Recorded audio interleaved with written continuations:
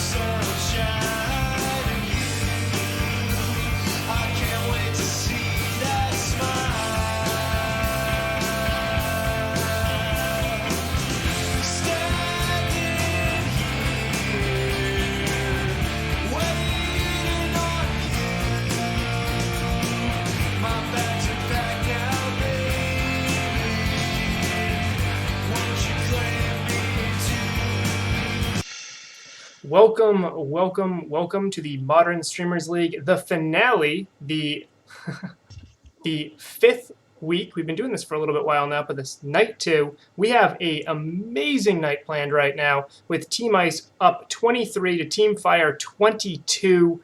Whoever wins this is going to be in a very good spot going forward. This is a night to remember. So I just want to start off by introducing. I'll have each of my co-hosts introduce themselves, starting with Ryan. Hi everyone. Ryan Stein here, otherwise known as VizQuiz. Man, we got the best games going on tonight.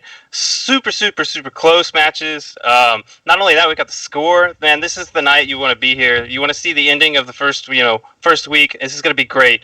Man, I'm so excited. I'm gonna pass it on to Gabriel. There's just too much excitement going on.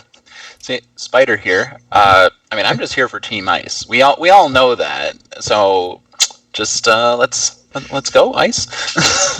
Yep, Team Ice back here. It's Kevin, otherwise KO Diamonds, otherwise known as Honey Bear. Yeah, I'm just representing Team Ice.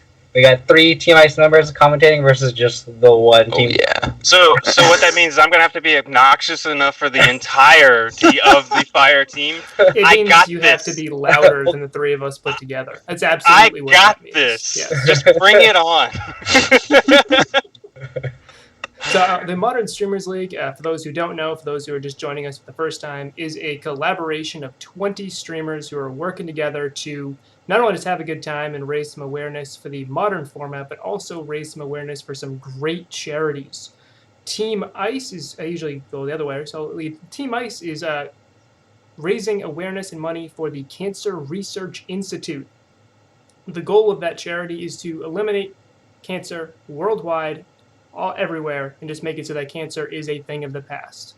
Team Fire is working with the charity A21, whose goal is to abolish slavery everywhere. These are both global charities because the Modern Streamers League is a global event with players all over the world, which just means that we're multicultural. We're awesome. We're having a good time. We had to deal with some hours and time zone variances to get through this, which was a lot of fun. Yes, indeed. Yes. So we are proudly sponsored by Card Hoarder and Card Kingdom. Well, I have gone on record about how much I use both of their services. In fact, that's where I bought my online digital copies. I bought them all from Card Hoarder, and then when I needed the paper version to go to a GP or the recent MCQ, where I just took Druid Karn, I bought those from Card Kingdom. So these are companies that I actually use, which is a big reason why Chris and I, we actually wanted, as the founders, wanted to be sponsored by Card Hoarder and Card Kingdom. So definitely check them out. Yeah, I see Fox Mitt in the chat talking about time zones. She's over in Europe, so it's a late one for her. So Yeah. as Ryan was saying, we have some really great matches. And at the end of tonight, we will know who won or who tied season 1 of the Modern Streamers League. So this is going to be fantastic, and we will be starting back up in a week or 2 with Season 2, which will be 5 more weeks of modern action. So to start off tonight, we have Jeskai, Saheeli, and Fpawlusz against Sodek, who is on Dredge. Always on Dredge. What do you guys think about this matchup coming up? Well, basically, man, that man can't play anything but Dredge, and I don't blame him. It's still really good. Still got a lot of nice things going on. Dredge seems like a great deck to be playing in the format. However, being that I am the fireman here, I have to put out the ability of Dredge to actually, win this matchup. I'm gonna go ahead and say we're going Jeskai Saheeli, hands down. I can't even interact with it. I don't know what you guys think, but fire it up on this one.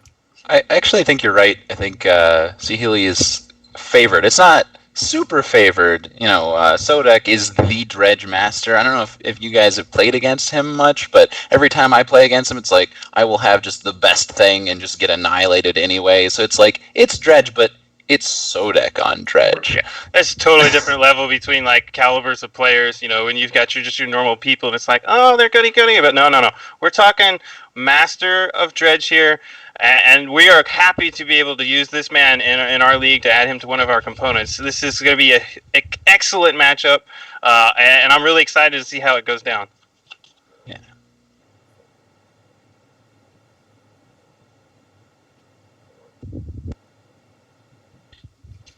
Kevin, you're muted. You're muted. My bad. I was saying that like I've never rooted for Dredge before until I joined this league. I'm like, oh, Sodek's on my team, so I guess I start rooting for Dredge now. Yeah, as a green black X player, it feels weird to root for Dredge. But getting back to what Ryan actually just said about the mastering, what Gabriel just said, we were chatting a little bit before the stream started about the difference when you look at your data as a player and as a streamer. Like I collect all my data, my wins and losses. When you start looking at it and being like, wait a minute, this is not a good matchup. Why do I have a positive win rate here? And I think when you look at something like if I could play a bunch of times Druid against Dredge, just an MTGO leagues, and it'd be very different than I play a bunch of times Druid against Sodek on Dredge. My win rate would be very, very different in those particular matchups. There's definitely something to be said for having mastery. But what I would like to get to is Sodek. We have him talking about his deck, and then we have Capolo talking about his deck. And then from that, after those two quick little deck techs, we will jump into that first match. Hello, I'm Sodek, and I will quickly talk about Dredge. Dredge is an aggro combo deck, which has three sections. First section is enablers. You need to have cards to be able to discard your dredgers, which is a second section, which lets you, instead of drawing a card, to dredge to mill cards from top of your library to your graveyard. While doing this, you are giving yourself many other options to play, and you can hit your payoff. Your payoff can be creatures like Narcomoeba, Bloodgust, or Pliced Amalgam, or non-combat damage of source, Creeping Chill, and Conflagrate. Your goal is to kill your opponent as quickly as you can. If you can't do this, you can still control your opponent's game plan by Conflagrate, by killing his creatures. Hogak is a new addition to this deck. It's a very, very powerful creature. It has its own restrictions in this deck. It's quite hard to cast, and you need to have 2 black creatures to be able to play this card. But I think it's a really, really powerful tool to this deck. Okay, about sideboard.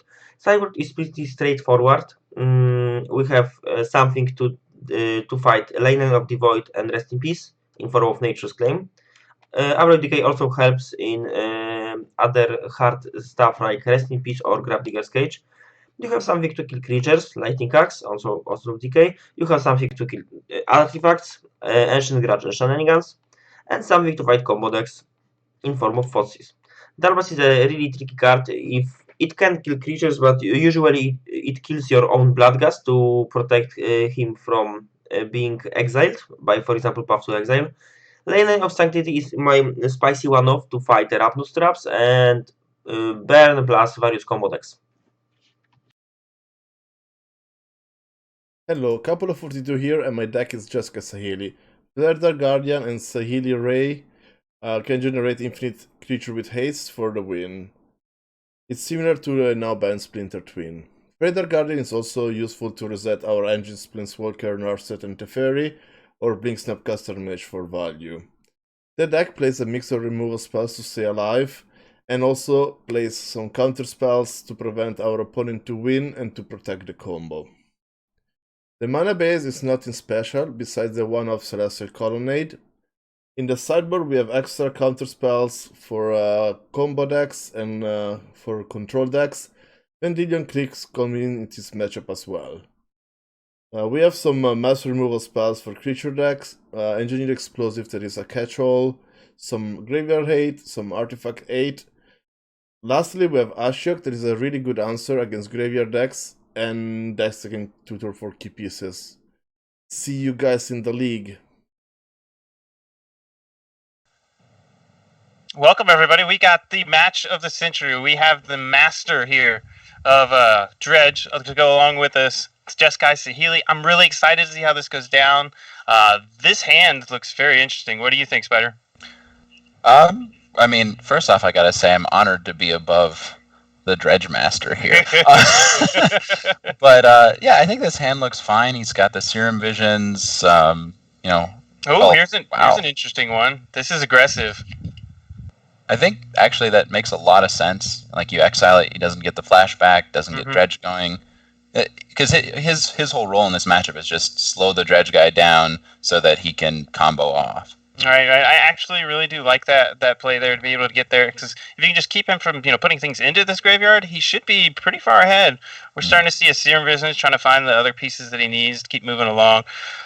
I wonder if he'll keep this remand. Okay. Oh yeah. Okay. Oh yeah. That's a nice top. Yep. So what would we expect coming out of here? Is he going to try and loot? Okay, so we got another looting again. He's just putting things in his graveyard. I mean, if it wasn't looting, it's probably going to be cathartic. I guess the worst one would have been land into loam, but it's Sodek, so. yeah. And we're seeing the Bloodcast, which is able to return from the graveyard every time your opponent you play a land, and then I believe we've triggered a prized amalgam. Wow, another faceless looting.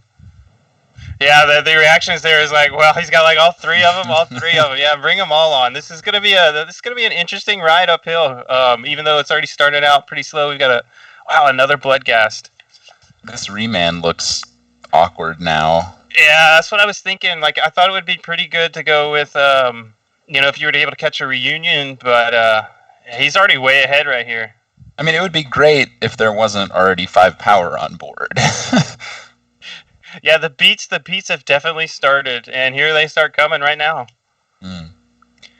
Gotta get him dead before Saheeli brings the pain. Correct. Yeah. I mean, so we've got 3 cards left from Sodek.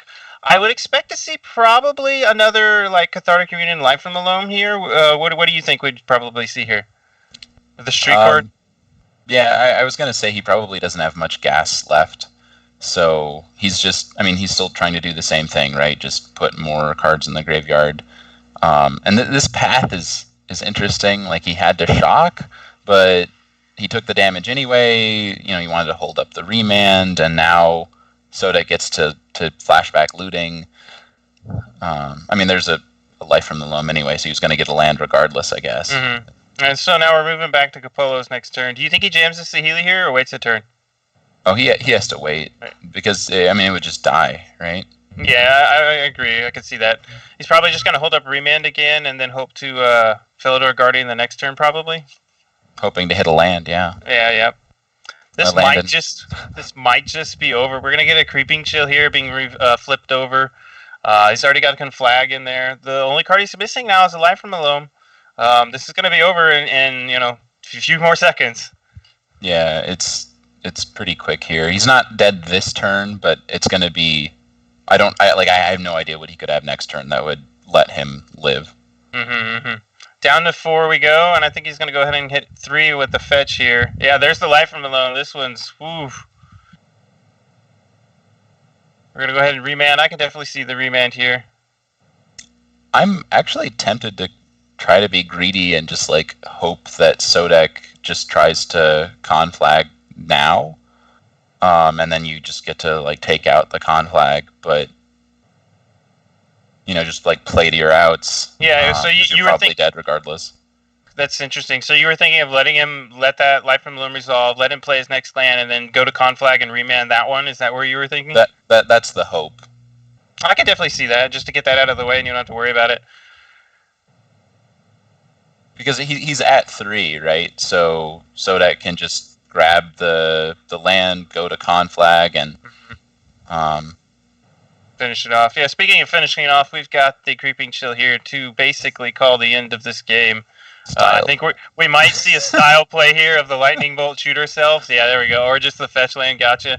All right, so let's see. What do we got coming in? I'm seeing some rest in pieces. He just reached the EE. Where else would you head for this matchup?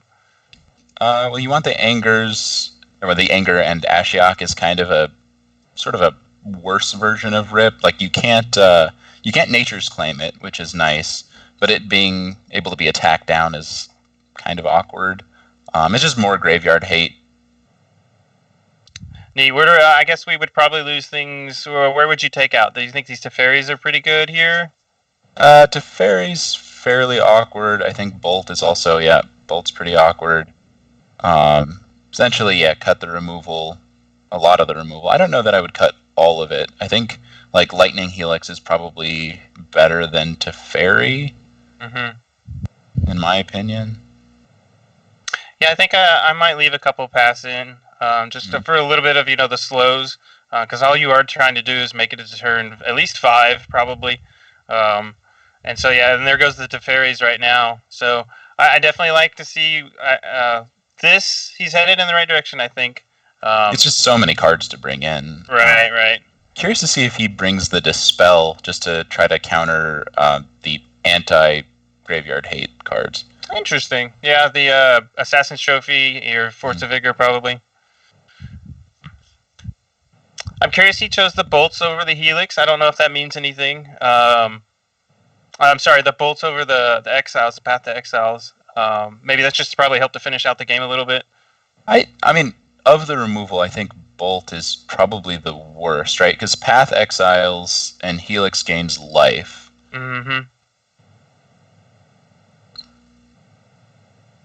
Sure, indeed. I guess we'll have to leave this judgment to the master of Capolo as he figures this one all out. He may even just sit here and fix it for us as we're going through this whole thing. Right. Yeah, and here he goes, bringing in a couple more and trying to figure it all out. This is pretty neat to watch a true man go at it. Maybe he's thinking he can try to race him, like he just puts down a Rest in Peace and then like lands a click and just snap bolt. Yeah, I think that might have been something he was heading along. This hand looks pretty decent, a little slow, but it's definitely better than that first one was.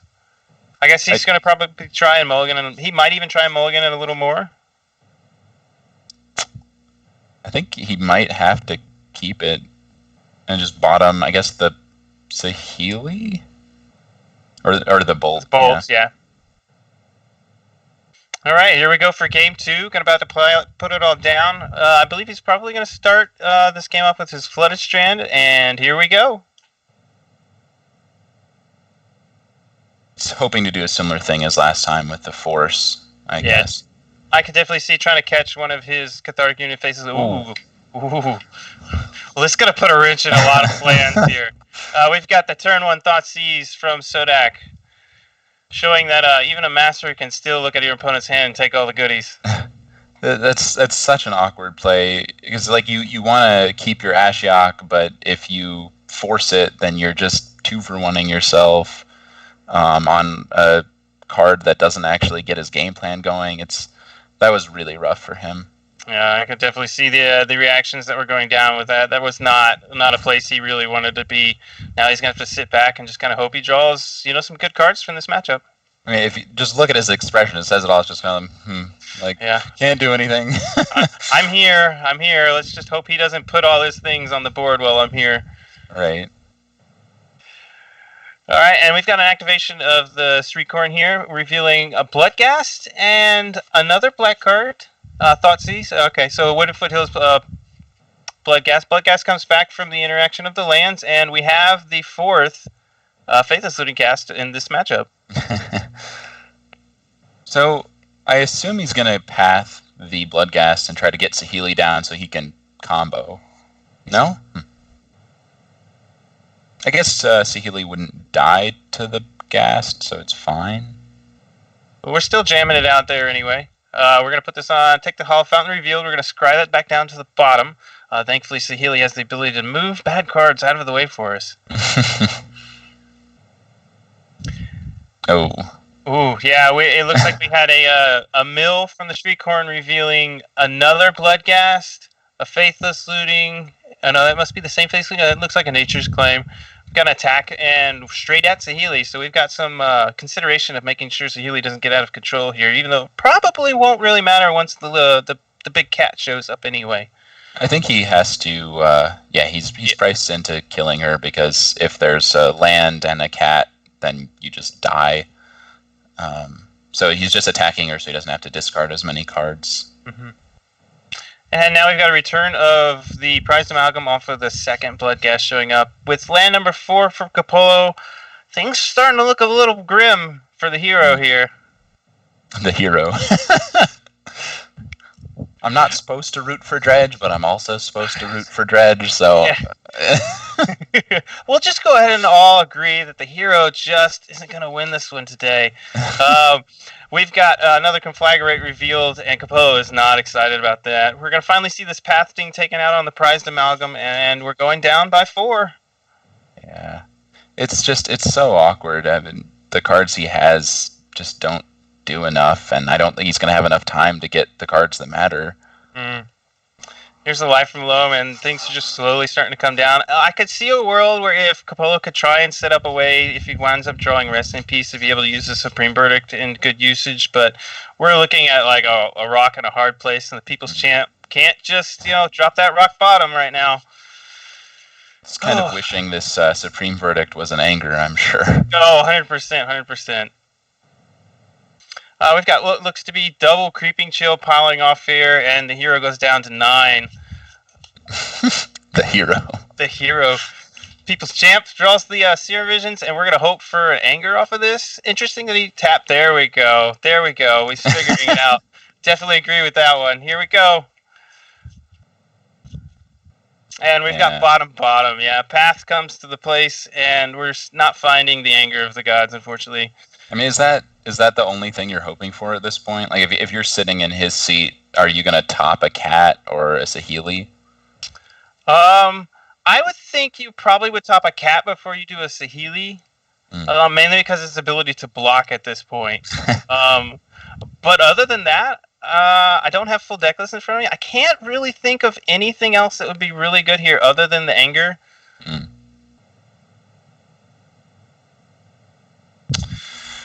Sodek gearing up for that nail in the coffin. Yeah, he's headed for the cutthroat move here, and he's going for the kill. We've got more Bloodghast coming back with haste this time. And we're going to see a Path taken off here on one of these Bloodghasts to try and conserve some life total. Unfortunately, now this Supreme Verdict is in a place where it's just not going to do any good. Wow, here's a Dark Blast to take care of the Bloodghast to keep it alive so we can bring it on back. This is a very neat interaction that Dredge has for itself against Path to Exile. That's a nice play, yeah. Yes, a very neat play. So now Sodek's trying to decide if he wants to try to just kill him right now with the con flag, or if he should just wait. If I'm correct, Sodek is aware of the 2 remaining cards in his the People's Champ's hand, I believe. Oh yeah, you're right. He knows about it. Yeah, so I don't think we'll see a go for it. We might see. Nope. So I was curious as whether he might force this or not. There might not be a window. He's probably just saving it for the incoming conflagrate, and it looks like Sodek's going to play around this force negation the best possible and produce lethal on board. And the draw step doesn't look good enough. It's just slightly too late. Slightly too late. And all the Bloodghasts have haste. It's just this is going to be a unfortunate line that he may have to take, and it probably won't end up in a position where he wants it to be. Well, the Sodek has Loam, Life from the Loam, so it's just not getting anywhere with it, unfortunately. Yeah. So from here, we'll probably see a Dredge of Loam, then a Cast of Loam, pick up 3 lands, and we're going to see all these Bloodghasts come back. Sad day for Mr. Capolo. People's Champ that thumbs down is showing it down, yeah. Sad day. Ice. Oh, wow. Interesting turn of events for this matchup. Yeah, Very interesting. Yeah, super interesting turn of events. We had considered it to be a favorable matchup, but after watching some of the lines and the plays that were given for the People's Champ, we were not able to see Team Fire take this one down, even though we had thought that it would be pretty easy for Capolo to take it down for us. I mean, that's the thing. It's favorable, but I think it's just slightly favorable. It's because Dredge is the faster deck, so he just has to hope that his answers line up at the right time, the right order, and sometimes Dredge just says, "No, here's 5 power." Cute remand. Yeah, indeed, and that is exactly what we saw there. Was here's 5 power, cute remand, and then it's just like there's nothing more that can be done. You can only single removal your opponent down as much as possible. You're not given an infinite mana, infinite draws. So 1 path at a time is not enough for Capolo to take this one down, and we will sadly put a win column under Team Ice. A 24-22 once I do update that number. I think that the play of the game was Sodek dark blasting his own Bloodghast, which mattered for a lot of reasons because that meant that it was kind of safe in the graveyard from a future anger. It was also a little bit safer just off of the top of his deck. And having all those Bloodghasts have haste meant that that Supreme Verdict really didn't do anything. Yeah, the best that Supreme Verdict could have done was a pitch to a Force of Negation, and we didn't really find a fantastic card to force for us. So it's a sad day for the People's Champ. No Rock Bottom, no People's Elbow, but we'll see what we can do next time he shows back up. Absolutely. I'd be curious to know if Sodek brought in that Dark Blast or not. That's something. I mean, if you gave me Dredge, and you're saying, "Oh, you're playing against Jeskai Saheeli," I would never think like, "Okay, yeah, I'm gonna bring in Dark Blast so that he can't path my Bloodghast." Like that's, you know. Yeah, I hadn't even actually thought of that. Put much thought into that too as well. Like Dark Blast, what does that actually hit? Well, you know, we're trying to win with a 1/4 and a Saheeli that Dark Blast can't even touch. So It does maybe kill Snapcaster Mage. Yeah. I don't know. Master here. We have a master. That's all I'm gonna say. I remember Jadine Klemperen's, I think she fatal pushed her own Lingering Souls token one time in response to a Maelstrom Pulse, and that was just like that. It won her the game, which won her the match. And I just remember watching that on live, and I was like, that was an amazing line. And we just saw that again just now with Sodek killing his own creature in response to a path. Wonderful, wonderful. Well, I guess, Mike, that's probably going to take us to our wonderful commercial break. A wonderful commercial break, and then we're going to follow that up with a forecast of doom. The next matchup is Tryhards on Jund against Francisco on Amulet Titan Karn. So we'll see you in just a minute. Go fire.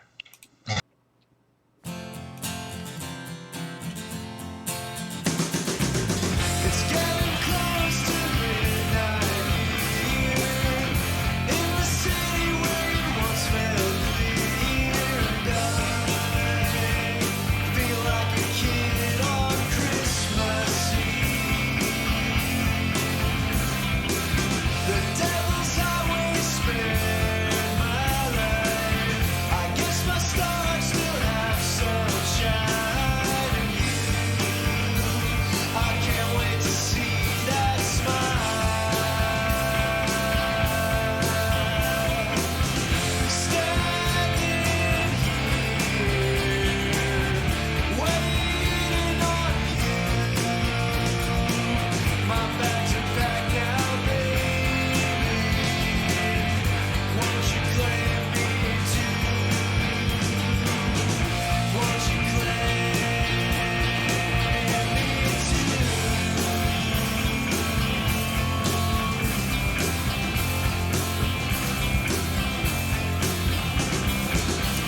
Watch the lovers embrace now. Their eyes light up just like the sights in this town. And I can feel your flight touch down. My nerves are flaring as I pass the time. Welcome back to the Forecast of Doom. We skipped it last round in favor of some awesome deck techs, which I hope you guys enjoyed. This is a matchup of Jund against Amulet Titan, and it is not the Amulet Titan of yesterday, and this is not the Jund of yesterday. These are two very different decks. These are very current lists, with the exception of the Hex Drinker in Jund, which makes it very spicy, almost a little bit more burn-like. So, as we saw in week 1, Hex Drinker taking on my deck, Hex Drinker can deal a lot of damage, particularly when you have a lot of strange interactions. So what that means is whenever Amulet Titan uses Slayer Stronghold or uses Engineered Explosives, Francisco will be losing 2 life, which isn't that big of a deal for Amulet Titan since their mana base is painless, but I know that Matt likes being aggressive, and I know he likes attacking very quickly, so maybe that will end up mattering in the long run. Generally, ramp decks and big mana strategies are favored against decks like Jund, but I do think Run and 6 changes a good deal of that. And a little bit insight into this matchup, normally Amulet Titan would side out Amulets of Vigor against Jund. However, that would be to stop something like Kolaghan's Command from absolutely ruining your day. and you leaning heavily on the Secure Tribe Scout to keep ramping, because Fatal Push is not that good against Amulet Titan. But Renin 6 changes that. Now the Jund player can side out the Fatal Pushes and keep in Renin 6, which deals very cleanly with Secure Tribe Scout, as does Plague Engineer and does Liliana the Last Hope. So now all of a sudden the Amulet Titan player has a real big decision to make. Do they keep in Amulet? Do they keep in Scout? Do they take out both? Because if they take out both, now they're just a really, where's their ramp is really, really reliant upon Azusa. And if Azusa gets thought seized away, now you're looking at casting a turn 6 Titan, which, let's face it, in Modern, that's not going to beat anybody. So Renin 6 completely changes the dynamic of this matchup because it allows the Jund player to side out cards and still keep in answers to the ramp package of Amulet Titan. Now, in the sideboard of Jund, we also have Ashiok, which stops players from searching their yard, and Fulminator Mage, which can do a lot of damage against the Amulet Titan player. That said, come on, Amulet Titan's still favored here. I've just been leading up how Amulet Titan can lose. I still feel, especially Francisco on Amulet Titan, just land a Titan, chain some more Titans, and you're definitely going to get there. So Team Ice all the way. I think this matchup is probably 60-40 in Amulet Titan's favor. That is my prediction. That's the forecast of Doom. Let's see how it all plays out. Well, hello, friends. Welcome back for round 2 of this fantastic event we have going down for us today. We've got Tryhards versus Karn Amulet. I've got Sspiderspace here with us, and we're going to give you the rundowns. This is going to be a fantastic matchup, as mentioned before, and we've already got it started off with a very interesting 5-land hand from Tryhards here. I'm surprised he didn't think to mulligan that. I guess he's really valuing the Harsh Mentor. I could definitely see that. I mean, a Thoughtseize into Harsh Mentor is a good start, but I'm not really sure how far along the line that's going to get us. We've already drawn another land, and that's going to make things a lot more interesting for the Tryhards. It's worth noting he has a peat-land, so there is a redraw in there, but I don't know. I mean, I'm not the Jund player here, but knowing it's a bad matchup, because we all know what matchups we're playing, I'd be tempted to try to mulligan for something a little stronger against the Amulet Master himself. Interesting. Yeah, we've got another Master here on for us today. And we've already seen an interesting, neat play. We had a turn 1 Ancient Stirrings, and we took Amulet of Vigor, followed up by that Thoughtseize, just removing the Amulet of Vigor out of the way. And now we're going to go ahead and see the drawn of the turn for Tryhards to be Termagoyf. Do you think he'll land with a Harsh Mentor first, or the Termagoyf? I think he should probably play the Goyf, since he can present a larger clock with it. I don't know what abilities Francisco would be activating this coming turn, but he opts for the Harsh Mentor. Yeah, and then on the other side of the table, we've got Azusa showing up, and we're going to see a bunch of lands going into play. And we might even see Primeval Titan join the party today. Probably next turn. Right. Things are looking a little grim for the Tryhards, even after playing Thoughtseize into Harsh Mentor. Here comes the attack from the Harsh Mentor. Probably going to get into 2 points of damage, and we're going to see a follow-up of Termagoyf with another land drawn. We're just going to sit here and hope for something good. He pretty much needs to hit another Thoughtseize here, right? At this point, I believe a Thoughtseize is going to be the best card draw for him to be able to get rid of the Titan that's on its way. Oh, an interesting Lightning Bolt draw is going to slow down the turn a little bit. However, another land here is going to jump down the Titan anyway. Yeah. I wonder, actually, so he took the Amulet with the Thoughtseize, right? Mm-hmm. This is correct. Do you think he ought to have gone for that Titan? Or, I mean, is it correct to try to go for the Mana Denial plan in this matchup? So that was a very interesting thing that you're mentioning here. I looked at the hand and when he Thoughtseized it, and I kind of want to take Titans. That was my first thought, especially with Azusa along with the Amulet. I think the double ramp there was obvious, and I think you wanted to kind of go for the oddball of the category instead of the ramp. You went for the payoff, and I think it was possible that a Titan might have been an easier choice, and one that you have a lot harder time dealing with as a whole from Jund, being that you can't push it. And you Right. can't bolt it. Where a couple of these things with K command and push, you can get rid of the ramp a little bit. Wow, here's a brutal engineer explosives on 2, and this game's slowly just starting to go down for the tryhards. It's not so slowly. He's bashing in for 6, and he's got a board wipe. Yeah, you are right. I mean, if there's anything we know best, it is to smash. And so here comes the big 6/6, and we're gonna start seeing things start to just go downhill real quick for the tryhards. Yeah. I mean, this Titan getting in, it's going to get more value. It's going to get more Titans. I mean, that's the thing.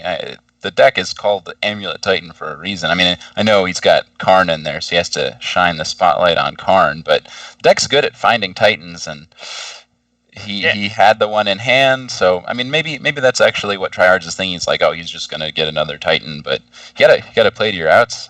Mm-hmm. Definitely. When one Titan shows up, it's very likely you're going to have another Titan. I remember the old days when we were playing in Standard and you had Threat Tusk, and it was just like, one beast brings another. And we see a drawn card of Thoughtseize here, which is pretty useless. And we're going down to game 2. It's Thoughtseize a turn too late. Yes, indeed. Sadly. 2 turns too late, maybe? Yeah, 2 sounds good.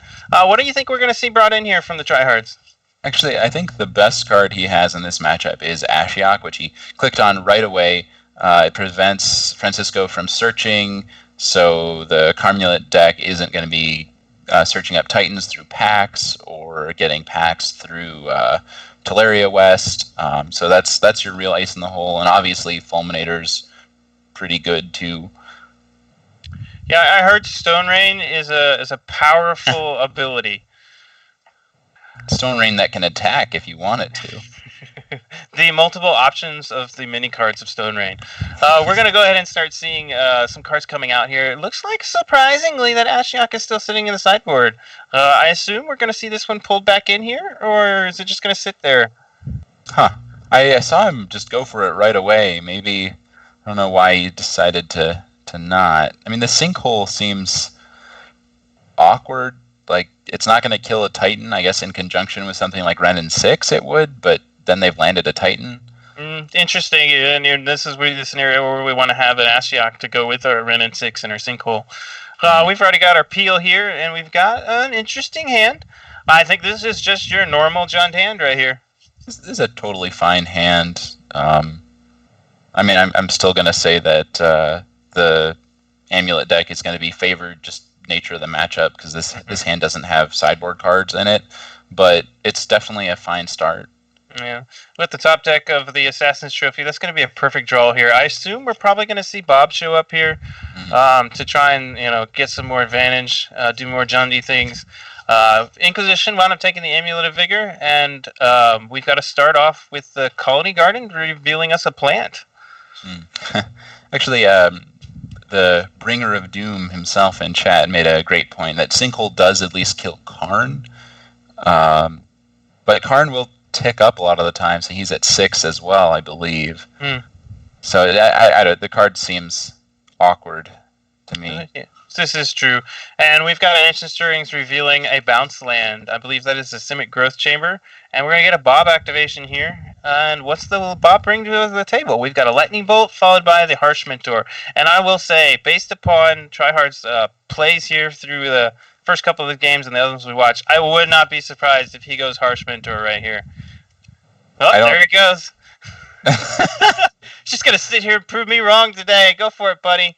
I definitely agree with this Liliana play that's been put out for us.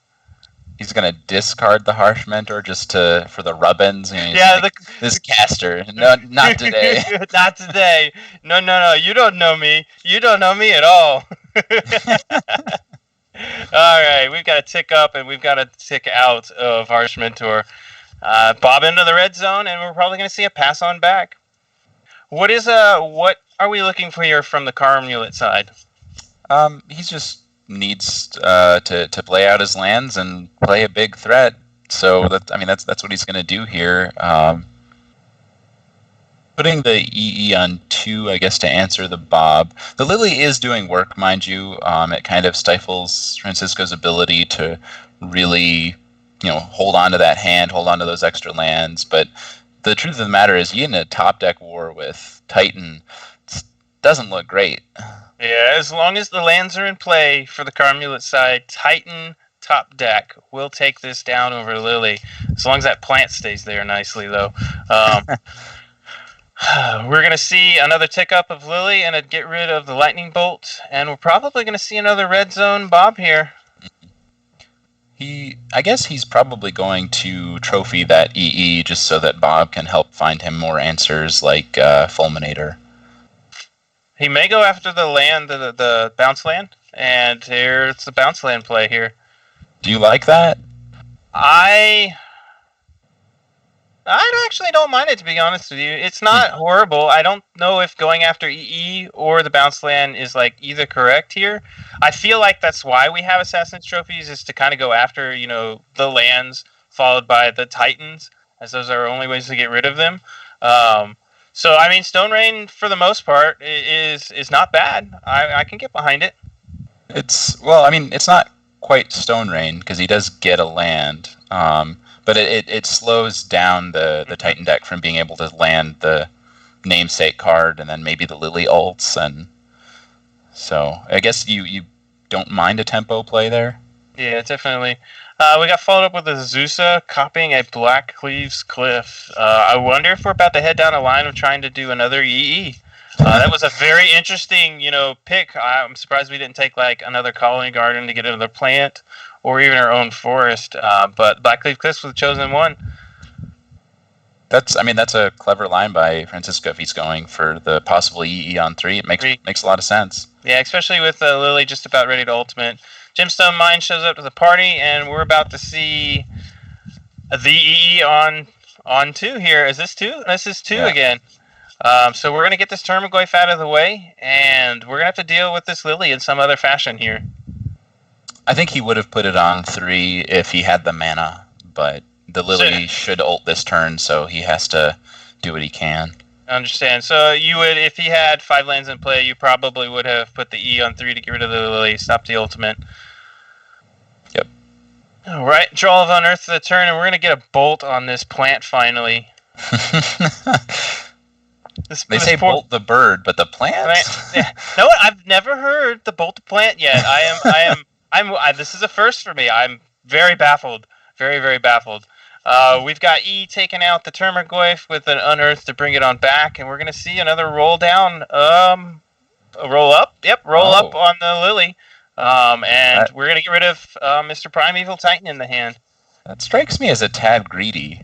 I mean, sure, he's not going to play a Titan next turn, but I don't know. If I'm sitting in the Jun shoes there, I'm just like slam that final as fast as I can. Yeah, definitely. Now, here's the real question, though. As a Jun player, you love your 2-for-1s. Is not greed your best line? Just always. It does have greed. Bob in the deck. So. Yeah, max greed at all times is the Jun player's motto. We've got Termagoyf coming back down. And here's the Lily ultimate that we were waiting for. Things are looking super grim for the Carmule player. I mean, yeah, the greedy line's working out, so clearly. Yes, I believe they call it greatness at any cost. Okay, I don't know how to pay the cost. The cost is greed, and you must go ahead and tick it up one more, obviously. So we've got a separation of lands. I assume, being that they're all just normal lands, we're just going to put a pile of 3 and 2, and we're going to see a keep of a 3 from the Carmulet side. Mm-hmm. Land is a fine draw. Yeah, and we're moving on here, and let's see, Lily's going back up, and Termagoyf's going to get into the red zone, and I believe we're going to start seeing a lot of this play pattern happen for the next couple turns. Yeah. Probably just lands and Lily. Until we might see like a nail in the coffin of another Termagoyf. So that's gonna speed the clock up a whole bunch. And we've got what? Is this still a 3-turn clock as it was before? I can't tell how big these Goyfs are. I believe. So we've been able to keep we sped the clock up by a turn, it looks like. So Goyf was a really fantastic draw here, with Lily ticking back up and taking the last land out of the Carmulet's hand. Right. So we might have a path, I suppose. Yeah. Here's your path. That's going to slow the clock down again. which is definitely where the Karn side wants to be. We just want to make sure we don't die. Push Hands was of the a clock very just whoop, whoop, whoop. yeah. We could have it like a who's winning meter. It's just flipping back and forth with the clock meter. You're definitely right there. Push is not a very fantastic draw here, as it's not going to do too much other than remove a blocker out of the way. Hopefully, we can see something from the Karn side to kind of just get things moving along here. But Lily and Termaglyph are slowly just taking away this game, and we now have the concession. That did go the way that you wanted to go there for him, of just disruption and then land the Lily, slow him down. So he's hoping to do that again, but it might be a bit harder on the draw. Yeah, and we're starting to see a little bit of change between play and draw for the tryhards. I now see an Ashiok ready to go to battle here. I'm interested to notice that this is coming in on the draw rather than the play, I believe. Yeah, no, I'm not sure I understand the logic of, like, why is it better on the draw as a 3-drop? It's usually the logic with stuff like that, like Blood Moon players, for instance, will sometimes bring in the card on the play while they're ahead of you, so you have to respond to them. But on the draw, maybe it's too slow because you've already landed a threat or something. But he opts for the reverse style of decision here. I'd love to pick his brain about that. Yeah, very, very interesting. We've already got our keeps here, and we've got an Ancient Strings by the Karn side. We have a very slow hand out of our tryhards player. This will be an interesting, how he wants to navigate his way through this one. Strings is going to go ahead and give us a Boros Garrison, and we're probably going to see a ship on back to a Ren and 6 drawn for the turn. Ren and 6, I mean, this is a fantastic curve. Thoughtseize into Ren and 6 into Ashiok. It's where you want to be. Indeed. Fortunately, there's no wasteland to recur in Modern with Ren and 6. Yeah. So that's a sad, sad day. I've been doing personally a lot of Legacy myself, and Ren and 6 in Wasteland is like a wonderful combo, shall we say. They work very, very well with each other. So we're going to go ahead and see my giant face pop up, and then hopefully we'll move it out of the way. So we've got Azusa looked like it hit the bin off of the Thoughtseize that was taken out. Elects to not play the Ren and 6 right away there. I'm actually okay with this, especially now that we've drawn another discard spell. The faster we can fire these off, unless it was a Thoughtseize, the faster we can fire these small discard spells off, the better, I believe. Because we can't hit Titan with them, so we've got to get them out as fast as we can. So definitely like the wait here, and I wouldn't be surprised if we see maybe Ashiok come down before Liliana. So really, coin flip to see which way the tryhards will take this one. Wow, and we're already getting a Summoner's Pact from Amulet. He's gonna go and get the Azusa and just get those lands out of his hand. Interesting. This is going to set up for Lily to be a lot better than it was the turn before. However, the damage is already done with them lands in play, so it may not be enough. I'm guessing the Lily does come down now. But it can't tick up right away, probably, just because, well, I mean, I guess it can. It's only one damage to its loyalty from Azusa. I would think you'd probably go down and just remove the Azusa out of the way.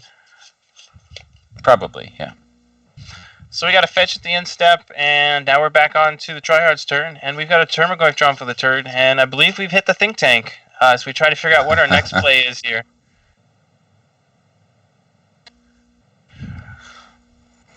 Verdant Catacombs and land. We'll probably go get what? Probably another Black Swords. I mean, I would guess just a dual land. Doesn't.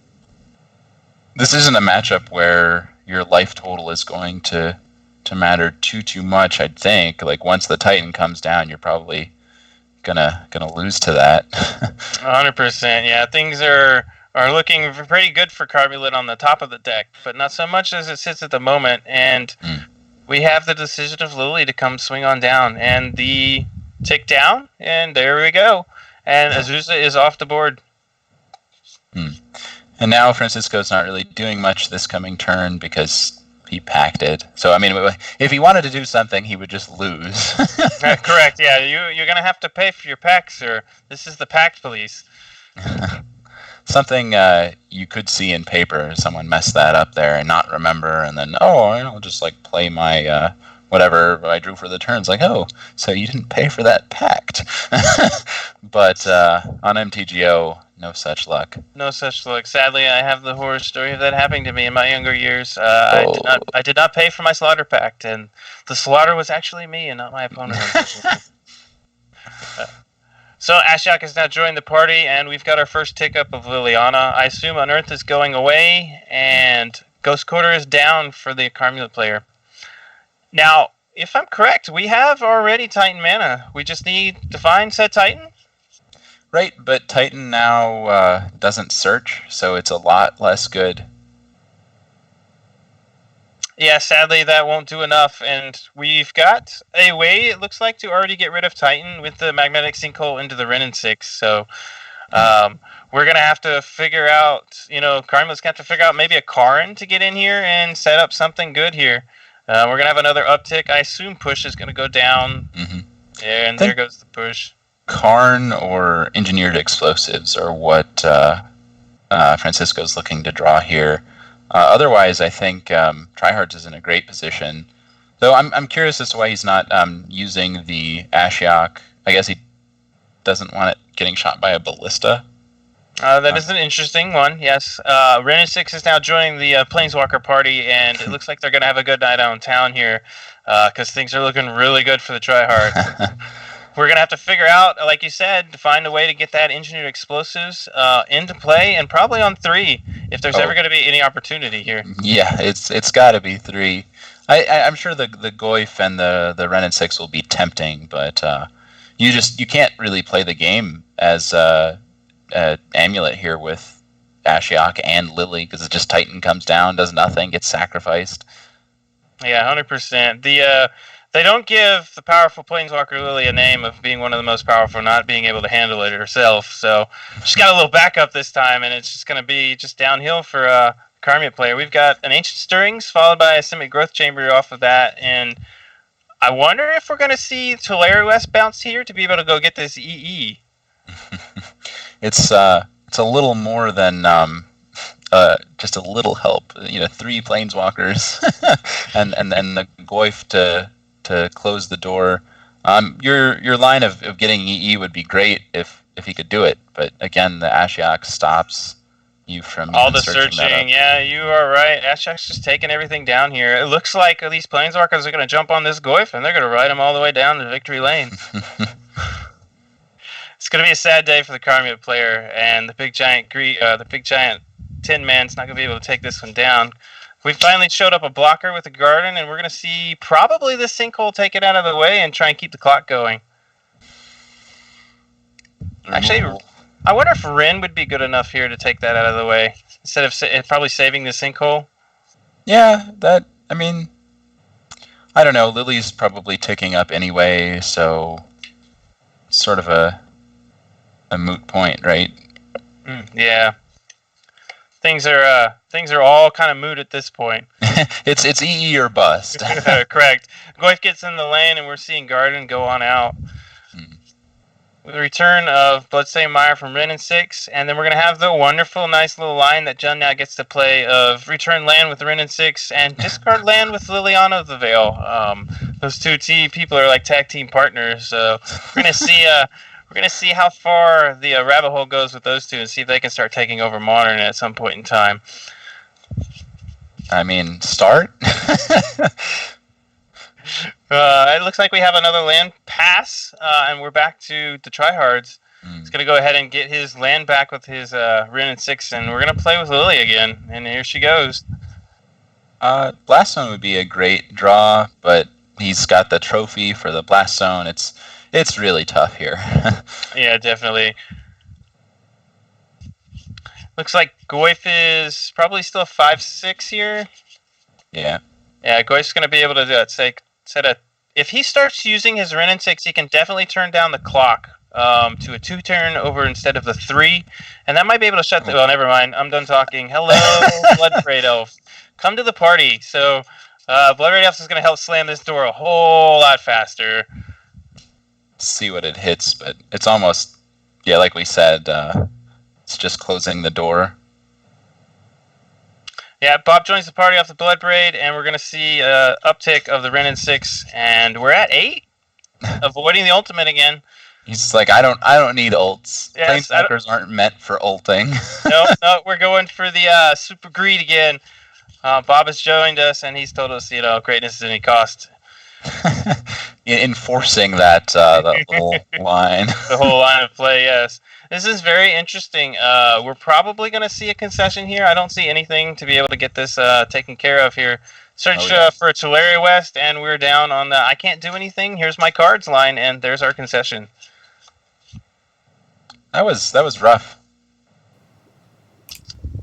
That was Definitely. very, very rough. As an Amulet Titan fan, watching one of my favorite decks and one of my favorite players get ripped apart, it was kind of rough. Yeah, those were definitely good games on both sides, and to see just the dismantling at each turn of the Karn player was interesting to see. And Lily turned out to be a little better than we had thought, being able to just slowly tick away here, tick away there. Thoughtseize coming in, just to ruin all of our thoughts about the Karmulet winning this match. So. Well, let me ask you, Mike. How do you feel about that Ashiok? Ashiok is such a rude card against Amulet Titan. Not because I remember my first time I was sitting against a table as an Amulet Titan player, and someone dropped Ashiok against me. I'm like, I don't run fetch lands, and then I was like, wait. And then I was like, oh, okay, it stops my primetime trigger. That's okay. I'll Thalia West for an E. Wait. Oh. Yeah. Oh, I went down the no. same line as you while we were playing it out. And it's like, no, you can't do this. It's not a line that you can take anymore, and it's definitely rough. That Ashiok looked super powerful here, and it's starting to, this.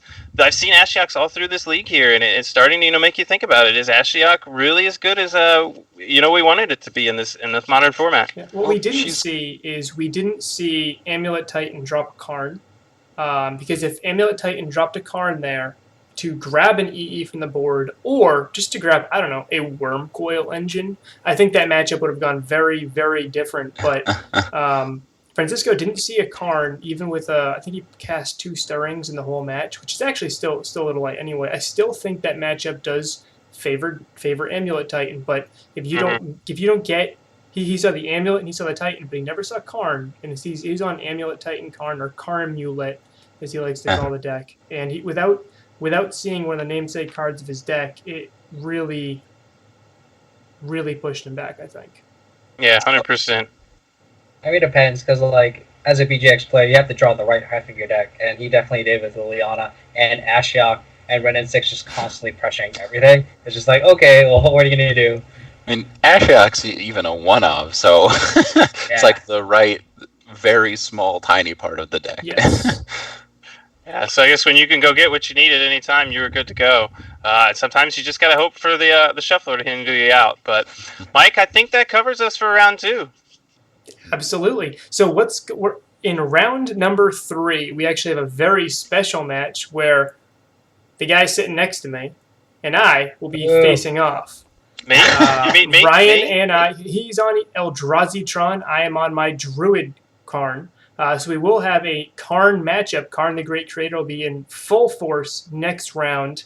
I do want to slightly drop off and kind of mention something that I really wanted to mention earlier, but the last 2 undefeated players are on the screen right now, being Gabriel Max in Sspiderspace and myself.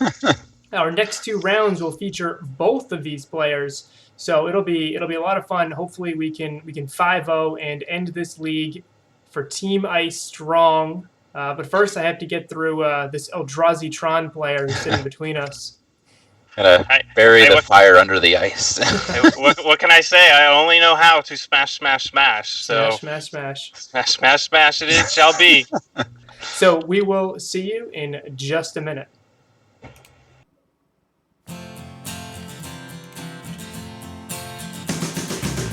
It's getting close to midnight here in the city where you once felt clear and dark.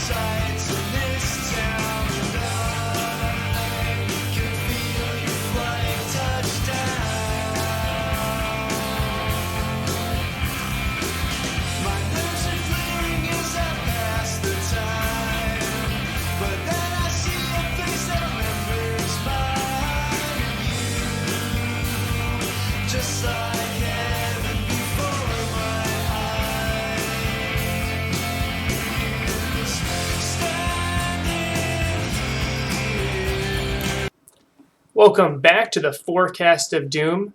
We have my deck, Druid Karn, against Ryan's deck, Eldrazi Tron. Both of these decks, as I mentioned earlier, hold? One of those words. Karn, the Great Creator. Now, this matchup is very interesting. I spent a long time thinking about how I, in particular, wanted to sideboard for this. I ended up with a sideboard plan similar to how I sideboard against control decks. It's what I wanted to lock in. It is, yes, Foxmitten contain.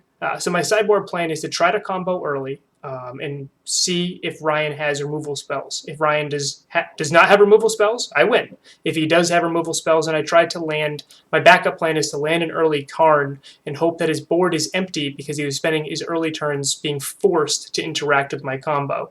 Now, there's a lot. If this game goes too long, there's no way my tiny little 1-1s and 0-2s can deal with any sort of smash between Thought-Knot Seer and Reality Smasher, and all his dust will completely empty all of my hopes and dreams. Now, there are 2 Dismembers main board, and there are 2 Warping Whales, 1 Warping Whale and 2 Spatial Contortions, which can actually kill Druid.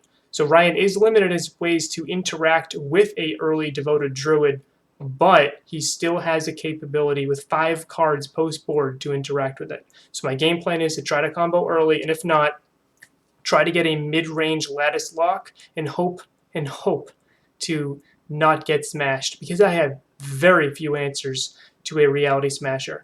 My real big plan there would be Winds of Abandon, which can wipe an entire board, and can also dodge a Chalice of the Void on 1. So that's the matchup. Let's see how it all plays out. Spider here, joined by Honey Bear. It's all animal names this round. It's real, just down dirty match in the jungle, I guess. I guess so. I mean, as a BGX player, when you combine Eldrazi and Tron together, it's just like, that just makes my blood boil. I just want to see Viscas just get wrecked here. Come on, Michael. I guess we're both ice men. Yeah. So we're both rooting for the deck that is probably favored here. It's just there's not a lot of removal on Ryan's side, so those Druids go unchecked, and that's just lights out. Yeah, I mean, I think the card that we forgot to mention was the Walking Ballista, which Viscas has here. Oh yeah. They would hopefully have repeatable removal, which would be insane against like a Vizier. If he just can hit Tron, then it's all good.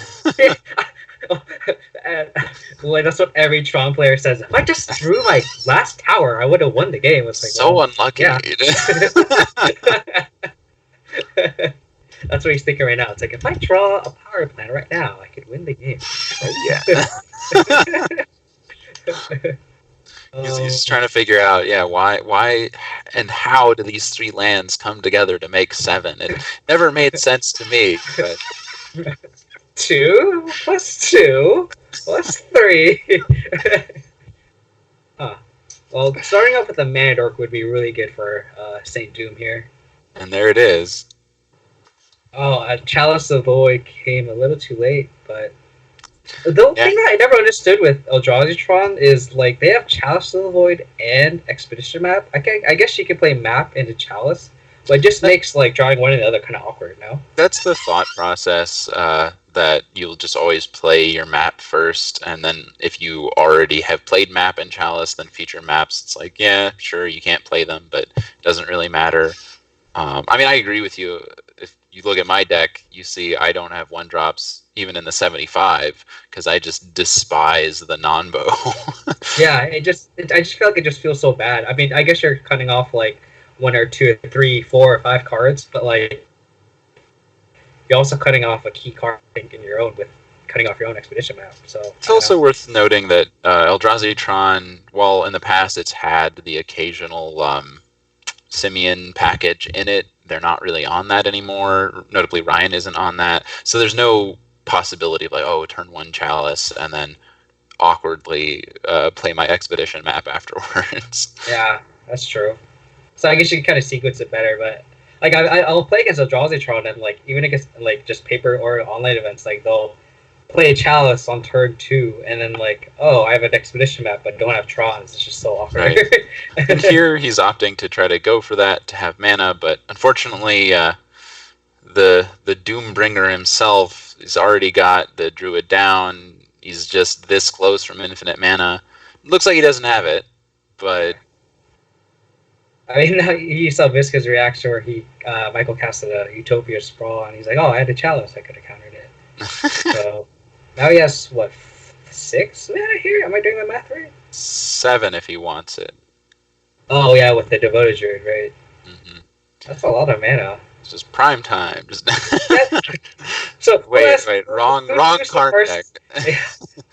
Who's the first to get 7 mana? The Tron deck or the Devoted Druid? He's doing it off 1 land. He didn't even need 3. Yeah. Temple Garden OP. I wish every Temple Garden did that for me. I know, right? Oh. And there's the Vizier. So he's just slow rolling him. He's just like, yeah, I didn't even need it. That was like, a 5-minute turn where he's like, oh, I'm just gonna slow roll him. Okay, here. No, of course, yeah, I'm sure he found it with the oath rather than the slow roll. But so this is just game. Karn gets the ballista. And GG. I mean, like, you don't want to be results oriented, but I think Viscous took the right line. Like, he needs lands, right? Like, yeah, like he could have played the Chalice and wanted to stop this broken turn, but I think he took the right line. Like, you have to draw lands here. Like, oh, for sure. I mean, that was 100% the right line. I mean, if he played the Chalice, then Doom wouldn't have been able to play the Oath, but he couldn't know he had that. You could easily just go, play my Chalice, and then your opponent doesn't need to dig for their combo piece, and they just kill you on the spot. So I think he's just hoping that, his opponent whiffs there, and he gets there. But, I mean, you see it right away, just, Chalice, get out of my deck. yeah, I mean, the key number in TheSaintDoom's deck is 2. Is the 2 combo pieces are 2 mana here. So Right. It's difficult to get Chalice on 2. I mean, of course, if he did, then that's fantastic. But it's also worth noting that Karn just freely kills Chalices. You just tick up on a Chalice and it just goes straight to the graveyard. So it's just even more awkward because of that. It's like, oh, I finally have my Chalice on 2, and then you, oh, Karn. No, you don't. the value, just the value play. So I know I'm supposed to be rooting for my teammate here in Ice, and I am. I would say that mostly I am. And there's also a part of it that's like, ooh, we're the last undefeateds, Like maybe what if he lost that one? Honestly, like, I never root for Michael, so. Oh, okay, so sorry, teammate. You got 2 guys on your team here. We're like, go for Tron. Yeah, I know. I kind of want to see a turn 3 just Tron, turn 4 Lattice Lock, just screw you, just for the rub it. So somebody's been hit by Druid one too many times. I mean, I did lose to it earlier this season. I get scared, so I it's just PTSD. I feel you. So Ryan actually has a piece of removal here, and he's got a Spyglass, which is sort of interesting against Druid. Notably, it doesn't stop the first ability, but it stops you from untapping it, so it just turns it into like a sort of like a Llanowar Elves. I like the Warping Wheel here because it kind of stalls enough to where he can get the Blast Zone online as well. So this hand actually looks pretty decent. It's almost has Tron too. Yeah. I mean, this is pretty much all he could ask for. The thing about this deck though is people say how it's just easy to pilot, but I think you also have to sequence your lands correctly. Like, do you want to go for Tron? Do you want to go for the Blast Zone? Do you want to go like what's your line here? And I think that actually takes a little bit more practice than what normally would think. Oh, absolutely. It's interesting that he opted to go for the Blast Zone, since he can't take it up yet, I don't think. Yeah, I think I would have gone for the Mine here. Ooh, and there's the Druid. So he has to go ahead and Warping Whale it. Mm-hmm. Well, probably. Spyglass, unfortunately, doesn't work with your own Karn, which is one of the key cards you want to name. So it's slightly awkward. I wouldn't be surprised if we just see him play a land and pass with this Blast Zone. And have it tick up. Oh, he's just gonna do it main phase, or he's playing Spyglass. Oh, what's awkward is if you tick up the Blast Zone to 2, it also takes out your own Spyglass here. So I suppose. So he's probably gonna. He has to name the Teferi, I suppose, because Teferi can just pick up the Spyglass. On top of that, we also see Karn in both players' hands, and the lack of mana to play it. So it's threefold. yeah, all the reasons to name Teferi. And we do see him do that. So I'm curious what Doom is wanting to draw here. I guess he's just playing Teferi just to be mana efficient. I mean, he's exposing it to a Reality Smasher, which Viscous does have in hand. I mean, it's already named. I think you just... I assume he drew something that he couldn't cast or that wasn't good here, so he's just, play it anyway. Or just use your mana. Yeah, the mulligan here definitely taking place. Doom mentioning it in chat. I didn't even snap that happened, but did it. It's difficult to catch that online, because like when paper you see people shuffle, you're like, oh, you're mulligan, let's talk about something. Online it's just like, oh, you mulligan. Like, did I see that number go down? Yeah. He's so low in resources, what happened? It's like, oh, okay. Nice fetching here. I wonder, what would you get here? Just the ballista, I guess. Is he getting coating? Oh, he wants to destroy the breeding pool with the liquid coating. That's smart. I mean, I'm tempted to get the ballista just because it shuts out as like pretty much all of Mike's outs, but it is worse against the Karn, since you can't shoot the Karn in response, and the Karn ticks up on your ballista. So I guess the coding makes sense. I mean, Viscous also has a Dismember in hand, so I think he feels safe as well against the combo. Sure. Oh, there's doing a little dance. Yeah, I saw that too. What the hell is okay?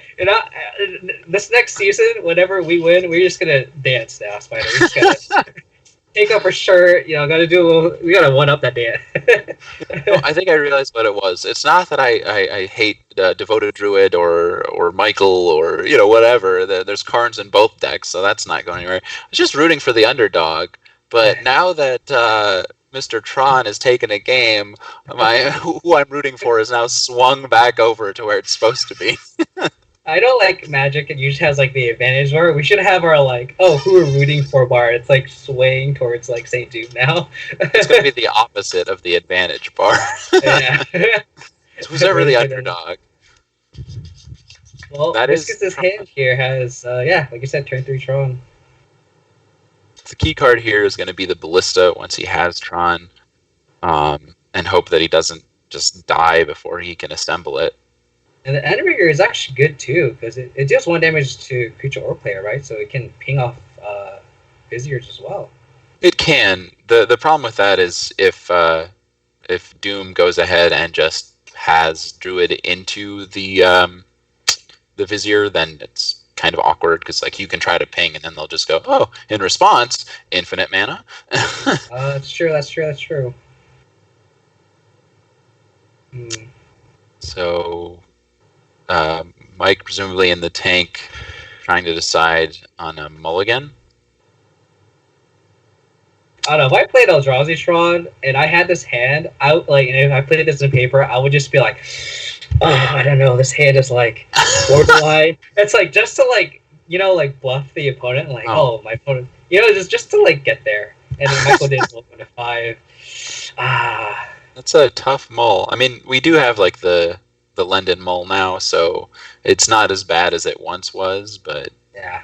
Back in my day, we had to, 6 and a 5. We need to get the square cards at the bottom.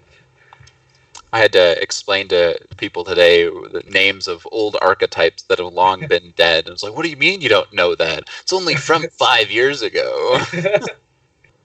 Back in my day, damage stacked. I could change my name in the future videos, just Old Spider or something. Old Grandpa Spider.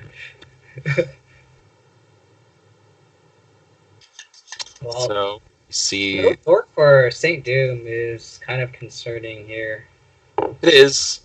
He can still just easily win here, like this. I mean, it's a 3-card combo, right? So I mean, it's a huge difference of play draw here. If their roles were reversed, Ryan would be untapping with a ballista before Michael could do anything about it. Do you like not playing the ballista here? Well, like I said, it doesn't matter because he just untaps in response. So I think you just have to like try to go and get Tron. Like so if Mike goes and plays like Karn or I don't know Duskwatch Recruit or something like that to go and get his win con, and you go, oh, in response, like shoot your guy, then they just in response make 10,000 mana. Yeah. So he just did what he could. Just look at Wizu's face right now. Like that's just like when you just F6, you're just like.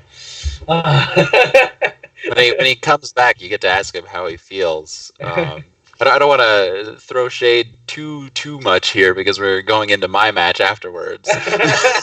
Oh, I will. Okay, since I already played my match on Monday, I'll gladly just rub it in.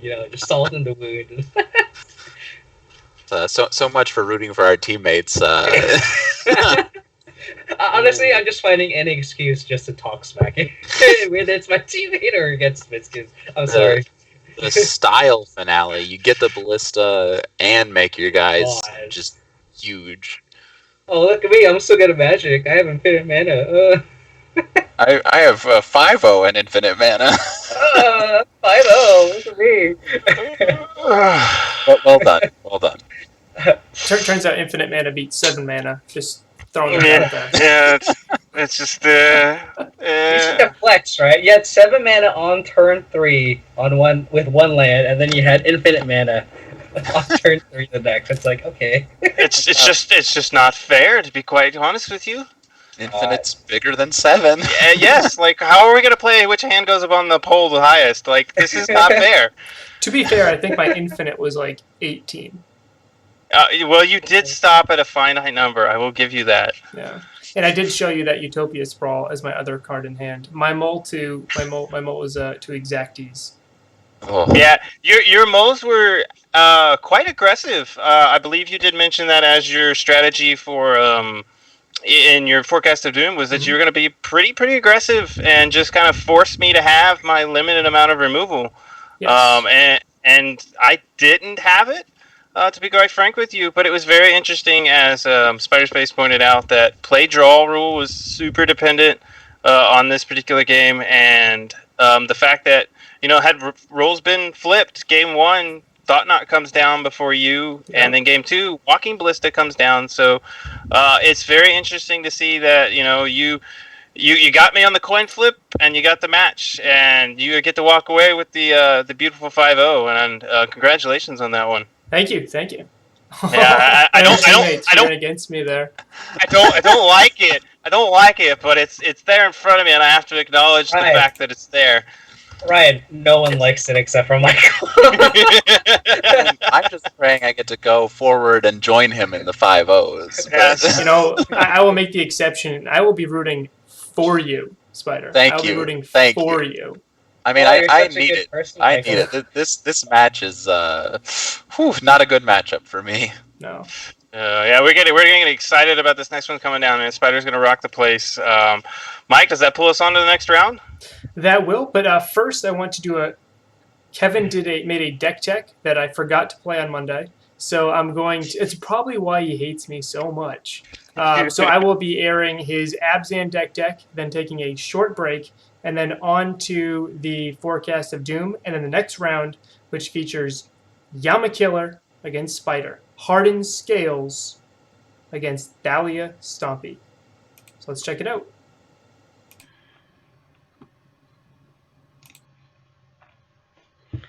How's it going, everyone? My name's Kevin, otherwise known as KO Diamonds, also called Honey Bear sometimes. I'm here representing the BGX people. In the MSL in the first half, I'm playing some Abzan mid-range.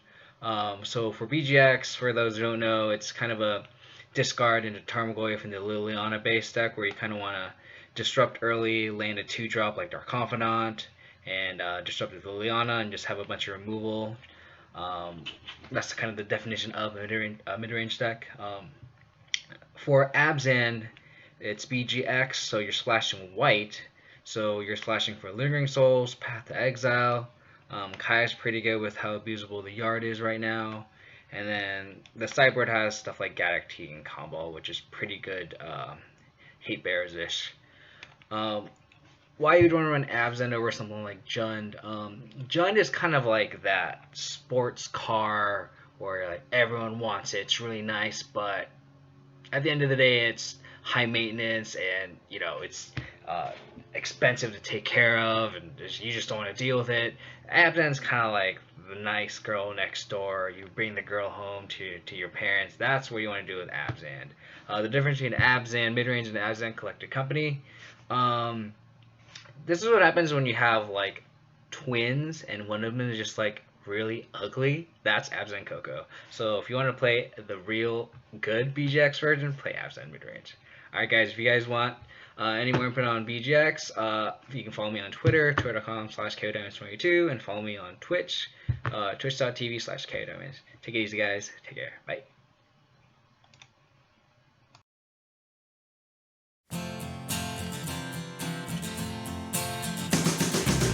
It's getting close to midnight here in the city where you once felt clear. And I feel like a kid on Christmas Eve. The devil's highway spared my life. I guess my stars still have sunshine and you. I can't wait to see that smile. Standing here, waiting on you. My bags are packed now, baby. Won't you claim me too? Won't you claim me too?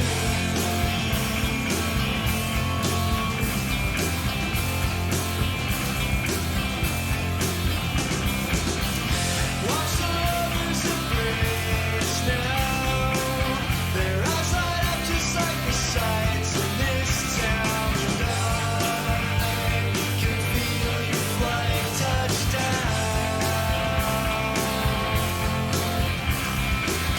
My nerves are flaring as I pass the time. But then I see a face that remembers mine and you. Just like heaven before my eyes. I'm back with the forecast of Doom, forecasting, unfortunately, my own Doom. Playing a deck that doesn't have a ton of removal against a deck that you need a ton of removal against. So in this matchup, you'll see me mulligan aggressively for Chalice of the Void, because unlike actual affinity, YamaKiller is on hardened scales, which has a lot more 1-drops, and so Chalice can actually be reasonable there. I do have cards that do things in the matchup, but unfortunately, he's got a lot of powerful things for me to get through. So I gotta give the favor meter here is pointing towards Yama, and it's by a lot.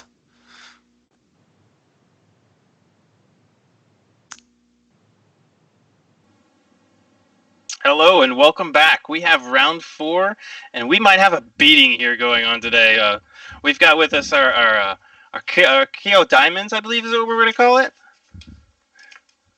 Yeah, I have faith in Spider. I'm hoping he pulls this off here. I think this is going to be all fire, fire, fire. Let's just say it.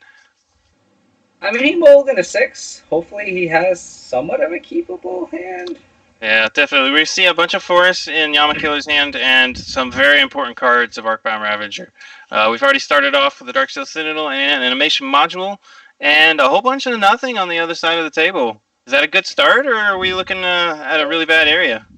Well, I'm wondering here. So, like, if you're a Chalice deck, right, against Scales, do you do 0 or 1 or 2? I can tell you that it all depends on where you're at in the middle of the game.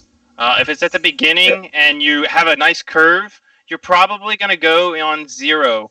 If you're going to go ahead and if you don't have anything to do, you're probably going to put it on 1. And then if it draw it late or you've already presented a curve, you're probably going to put it on 2 to stop these Arcbound Ravagers. So it's all kind of where we're at in the middle of the game dependent upon it. Well, it looks like Spider dismembered a Hangerback Walker, which is just trading for life. You get a 1/1 flyer is pretty sick. Yeah, it's pretty sad, and then we're actually going to see him do it again. So we've got double Hangerback Walkers dead by dismembers, and we now have 2 Thopters and a Servo that came from the animation module. It looks like we're about to see a little bit of Ghost Quarter happening with the Leon Arbiter showing up, and we bring it on back to YamaKiller with the Forest, and then the doom of the Arcbound Ravager. Oh, this is so gross. Yeah. We've got another Ghost Quarter on the Forest. Arcbound Ravager comes down, brings a Servo to go with it, and we're going to see some attacks. What can Sspiderspace do here? Just cry. So we've got a lot of sad faces going on over there, and we've got another land and a pass back it on over. We're probably going to see a couple more attacks here, depending on unless something really great is drawn. So we're going to see a Forest followed by an Ancient Stew. Nope, we're going to start right into the other Arcbound Ravager. And, like, coming from a VGX standpoint, like, animation module is just such a beating because it's just like it just accumulates value. It's kind of like a Bitter Blossom in a way that gets out of control and beefs up the Scales threats. It's just like such a beating in general. YamaKiller is just going to go wide this matchup and, say, can you handle my whole army? And that's what we're going to get a block on the Arcbound Ravager, followed by an Eat, and it's going to get bigger. So sadly, this is not really going to work for Sspiderspace here. Yeah, I wonder if Spider too aggressively uses dismembers, because, like, he could try to interact. He could, like, slow roll them and try to interact later, because, like, the Hangerback Walkers aren't that threatening early on. Of course, at 1 and 2, Hangerback's not much, but, when you start getting into 3 and 4, that's a lot of Thopters to deal with, and the whole wide strategy looks like it's probably where YamaKiller wants to be with anyway, and so letting them go ahead and get even more wide with Hangerback Walker might be, a place that you don't want to be. We just had a Hardcast Monkeys. Go ahead and put this one on the books here. This is a sad day for Sspiderspace. Hardcast Monkey is here. It's a sign of weakness. Is when you hardcast your Simian Spirit guys. Yeah, we've got a Ancient Stirrings to reveal the 3rd Arcbound Ravager, and we're going to move on to the next game. What do you think we got here for sideboarding going on? Yeah, I mean, YamaKiller just boarding his members and Karns and Danger Claims seems right. Claims for the Chalice seems good. Dismember killing, just the big threats seem also correct here. I like the way sideboarding. What do you think? That's pretty interesting. I believe Sspiderspace is not on any Stony Silences. I don't quite remember. He probably is. I don't see why he wouldn't register. Yeah, so we've got 2 Stony Silences by the angel in my ear answering me. We've got 2 Stony Silences, so I definitely see Nature Claims coming in. And then the biggie, the big bomb diggity of the Council's Crackdown is going to be a big hit for these Nature Claims if it ever gets that far into the game. So the boarding into a little bit longer and the ability to, get rid of some key creature that's in the way, I definitely like this sideboard plan from YamaKiller. Spider mentioned in the chat that he dismembered the Hangerback Walker because of animation module, which makes sense. And again, that comes to the point of just animation module is just so good in the deck. And I believe Herod Scales always only runs 1 copy, maybe 2, and they just always seem to have it. It's kind of gross.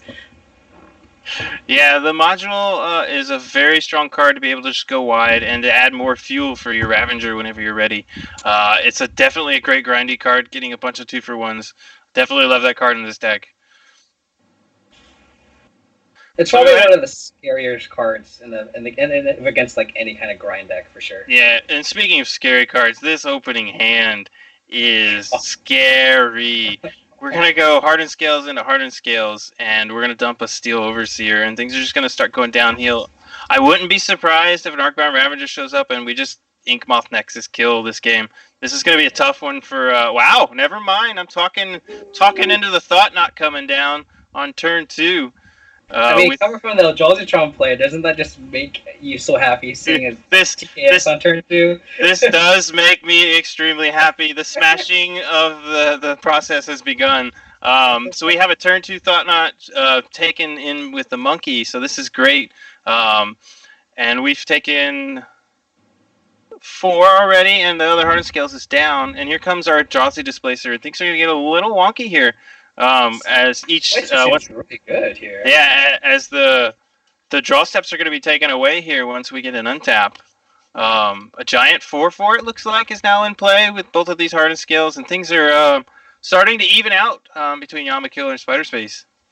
Yeah, I mean, the Displacer is a big game in this deck against hardened scales, being able to just blink all these creatures that are 0 toughness. Yeah, all the XX creatures is just taking them out of the way. This is going to be pretty hard for YamaKiller to pull this one off. That's probably a good reason why Dismember decided to make its way in here.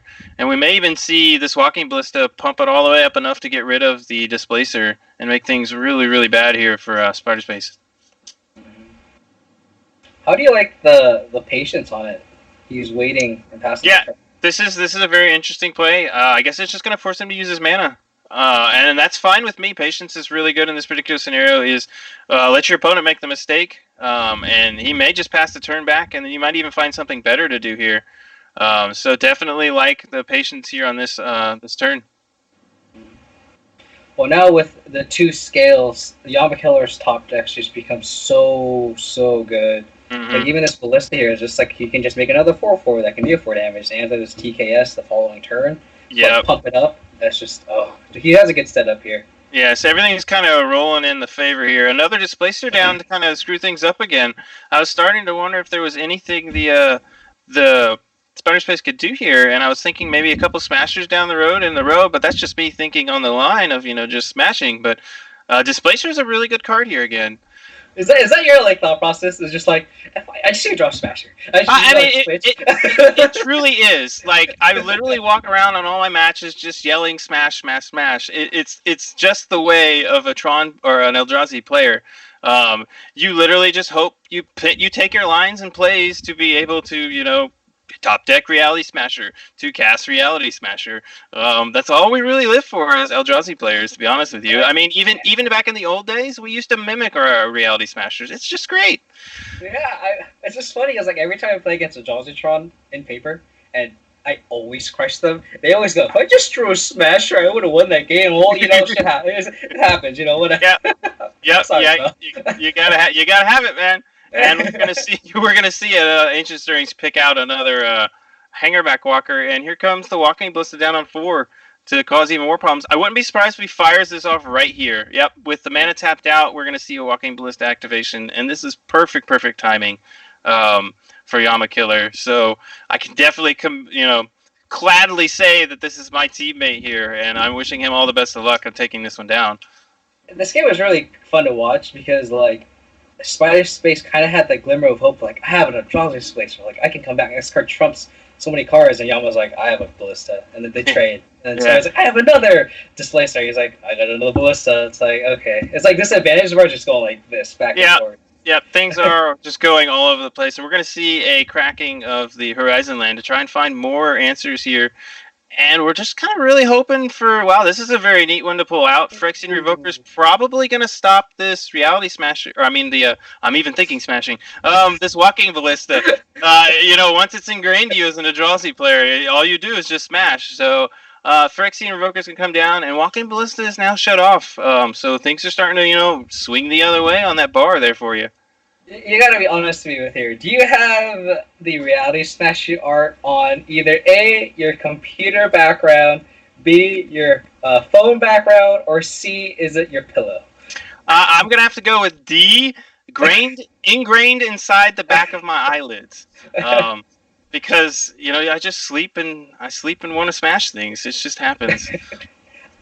I'm just gonna have a Reality Smash art printed on just a pair of boxers and just buy you that for Christmas. I will gladly accept them, and then I will continue smashing those. So now we're going to see a rest in peace here, and it's going to be able to shut off all of these Hangerback Walkers and the Arcbound Ravager triggers. So this is a neat card to have in the matchup for Sspiderspace.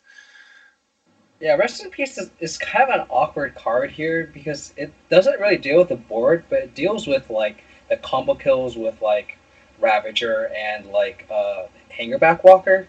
I'm always kind of like skeptical on it. Like I think it's good when you're ahead, but really bad when you're behind. Yeah, it's a horrible top deck, but it's really good as like a nail in the coffin or a stabilizer, which is kind of what's headed here, except for the fact that the problem already happened. Those Thopters do exist, so it's going to be one of those ways to get back into the game, and I think I like where we're headed towards. This is going to be my best friend. I think my best friend might be coming. Do you name your reality smasher? Yeah, 4. Yeah, I have 4. They all have different names. One's Mike. And then we just smashed that one out. All right. And so we've got a Thalia joining the board. This isn't going to do too much other than just your 3/2 first striker. So this is going to be really good. We've got another pump up of the big bad scrapyard guy. I'm telling you right now, if you name your reality smasher Mike, you should probably change his name because it's an awful name. I heard that Michael, any of the other iterations of Mike tend to lead to bad luck. And so therefore, unless you really just want to 5-0 things, you should probably just not use that name at all, unfortunately. So we're going to see a dismember here. I probably wouldn't be surprised if this member is going to take out this Revoker at some point in time, especially if another Ballista shows back up. This game's getting super grindy here, and it looks like Steel Overseer's doing a lot of work, and it's going to take this one over here. Steel Overseer with 2 hardened scales and 1. See, they always have the animation module. Why do they always have it? I'm sorry, they always have it. I mean, you do put it in your deck to always have it. We'll just leave it at that. It's okay. What's with all these people drawing their what-ifs today? Like the jump player drawing their one-of Ashiok. These hardened scale players are drawing their one-of animation module. Let's not forget my one-of Warping Whale that I had game 2 that did me wonders. Yeah, see, it's like these one-ofs are just coming. I should just put all these great one-ofs in my deck and just like run it back in the next. You should. We should probably consider playing another Singleton League. What did you play in the Singleton League? I don't remember. Oh my goodness, the sad hurts. Oof. I wound up playing the Sword of Thopters. So I was an artifact build based around Thopter Foundry and apparently Sun Titan. And we've got a concession here as we move on to the end of this match. Wow, Spider, wow. Everybody, bro, give me a bro hug, dude. Yeah, like, ooh, Team Fire. Shoulder right here. Yeah, Team Fire took that one down hard. We got to see. It's saddening because I took out some Stonies semi-recently, and then I was like really unclear how to play against the Scrapyard Recombiner. It's like, do I keep in the Arbiters? It's the only thing that it hits, but as you saw, he just was like, get a Ballista, get another Ballista, get another Ballista. And when they do that, it's like, sure, Displacer's good, but not good enough. Right. Yeah, Because like I feel like a lot of your cards are like good in some spots and then just really bad in the other. So you kind of want like 1 or 2 copies, and then like you draw them at the wrong time. Like the Rest in Peace, right? It's like like I kind of want them when you have a Ravager, but like when you have nothing on board, so it doesn't die yet. And it's just like how many Rest in Pieces did you board in that game? I don't recall. I think it was either 1 or 2. I don't bring in a ton of them. It does stop the modular triggers both on Ravager, but it also stops Hangerback Walker. I mean, it's worth it, but I think it was probably taking out something like Arbiter for it. So it's a close call. I just don't have very much experience against the Recombiner version of the deck. Yeah, actually, to be honest, I didn't want to say the card because I didn't know what it was. I'm just like, oh, he's just gonna be faced with this. I'm just gonna say because I didn't know what that card was. In chat, I called it the Recombobulator. The Recombobulator. Recombobulator. Because that card just did absolutely everything that Gal was looking for. It was a 4/4, which could trade with Thought-Knot Seer. And if it did trade, it would be putting on modular counters onto Inkmoth Nexus, which is something you actively want to avoid. And then, it also gets, you're killing my Walking Ballista with your Eldrazi Displacer. Oh, okay, I'll just kill your Displacer, and then I'll sacrifice my own Ballista, and I'll get another Ballista. No big deal. All I had to do was tap a 4/4. The patience that Gal showed that matchup, I thought was incredible. Unfortunately, you were on the losing end of that, Gabriel. Yeah.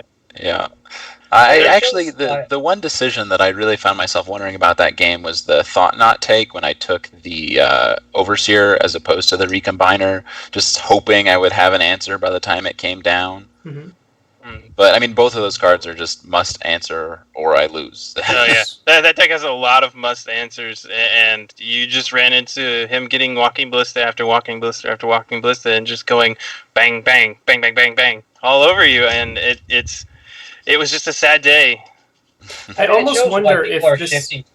I almost wonder if this loss was my fault, Gabriel, because hear me out, because we talked about deck lists early on, and I love your Thalia Stompy deck, and when I was doing scouting, like trying to predict what people were playing, I assumed YamaKiller would be on humans, and I actually thought there might even be 2 humans players. On the other end for Team Fire, ended up being 0. So I was like, there's a reason why there's a Torpor Orb in my sideboard, was because I was expecting humans, and I never even played it. And there's a reason why there's Tecatli Honor Guards in your sideboard, and that's because I was convinced that we were going to be playing against humans players. And it's possibly my fault that you took out Stony Silence because of these Tecatli Honor Guards. So maybe this was past me saying, you know what, I want to be the only 5-0, so I'm gonna poison Spiderspace's sideboard here. Two things. Coming from the Azan player, never cut the Stony Silences, okay? And then what did we learn in class today? Michael is always wrong. Straight sabotage from the own team member. It's just hardcore, like Strago Michael. Like, you don't trust the man. He's not trustable. If anything, Ryan, on the opposite team, has been nicer to me so far than my own teammates here. The only thing you get from a 5-0 is trash talk. Yes. Indeed. Expect it to continue for the rest of this league. So enjoy your 5-0. I'm facing Cat Light to start season 2, so she's a very good competitor. I think I placed like Caleb Schur. I've never beaten Caleb Schur. I'm 0-2 against him so far in real life. So I don't know. I got some tough matches coming up to start season 2. Yeah, Abzan. It'd be both of them last. It's just the solution here. If I was happy with a 3-2, I would definitely be on Abzan. Yeah, man. Wow! Oost. Speaking of 3-2, we're at 23-25 with, I believe, one more round to go. Does this sadly bring the doom of Team Fire? Yep. Yes. Oh, this is so sad. Well, I will tell you what, though, for everyone out there and for Michael, we've got one more round to go, and this is a doozy. We've got, the last undefeated here? We have 2 0-5s facing off to not lose at 0-5. We have a really. I do want to point out. I know I've been teasing that I 5-0'd. I definitely got lucky there. There's definitely, you can't 5-0 anything without some good luck. I really want to preface this by saying there was a month where I played Amulet Titan with a 78% win rate, and I'm not bragging because I didn't 5-0 once that entire month. I played over 20 leagues and I 4-1'd almost every single one, and so I felt like a 5-0 was coming to me at some point. But to jump to our next players, they're both very, very good players. We have Susurrus on Prison. We have NobleMurloc, Ryan's teammate, and also arch enemy on Burn. So we get to see them coming up. I do want to take a quick moment and once again thank our sponsors, Card Hoarder and Card Kingdom. It's where I personally buy my cards from for both digital products at Card Hoarder and for paper products at Card Kingdom. So I'm glad that they were able to sponsor us because I hate when people in groups are sponsored by things they don't actually use. I also want to take a point, and this whole league, despite being for therapy for modern players, despite being for a bunch of different fun. It was a lot of fun. It's also for two great charities. We have the Cancer Research Institute for Team Ice, which is trying to end cancer everywhere. I know everyone, I doubt there's a person listening to this broadcast right now and watching it that hasn't been touched in some way by cancer. And the other charity for Team Fire, another great charity, is A21, who's trying to abolish slavery all over the world. I know that with some current events happening in the world right now, and even in America, there's some really big things where people are hearing about slavery. It's kind of like, wait, how is that still a thing? It's still a thing, and it affects millions of people worldwide. So definitely open up your pocketbooks and your wallets, and right down below, there's some great charities you can donate to. If you sub this league, that money will go to the winning team's charity. So I just want to once again remind everyone why we're here, despite for being fun, despite trash talking me, everyone ganging up on TheSaintDoom. That's also to raise money and raise awareness for two very vital, very important charities. So 100%. Honestly, it's 2019, and we still have cancer, and we still have human trafficking. Like, let's end both, right? Yes, let's end both, and definitely, like, I know as the moment I joined the league and they were like, man, we're doing this for charity, I was like so excited to have that the ability to be able to to help out in two different ways. One for Team Fire, being for A21. This is pretty huge for me. We had the opportunity to be able to pick out the charities that we wanted, and immediately when they're like, what kind of charity do you want to do, man, I had a huge vocal voice and be like, A21. My wife is a huge supporter and helper with the A21, and it's she loves the place. So it's really nice to be able to say, hey, this is here.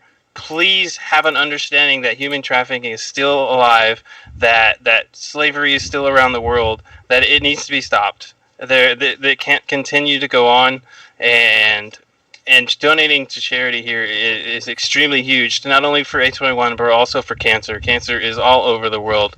We lose people day after day after day just to random happenings because cancer took over their lives, and that's a sad moment. But honestly, I'm really glad you talked about it, because I was curious on why you guys picked that charity, and it's nice to hear the background of like why this charity was chosen.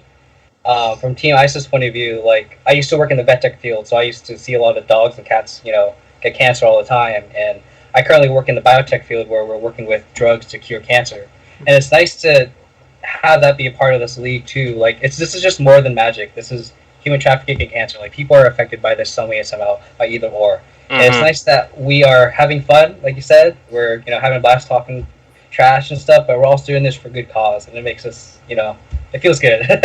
Yeah, 100%.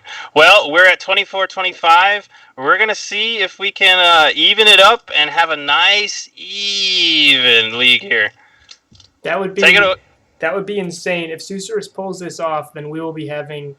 I know I've joked a lot on social media about how close these teams have been, especially because I know some players were bashing me when I randomly assigned to the teams.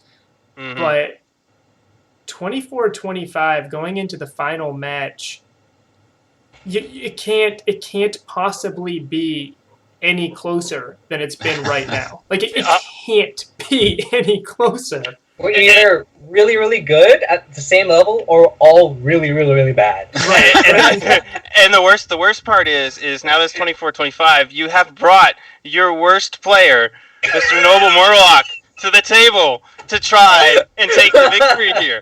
Like I can't express this enough that you are going to try and take this down with the worst player on your team. Let's just let it be said. I do want to point out to anybody who isn't aware, Ryan and NobleMurloc are teammates in real life.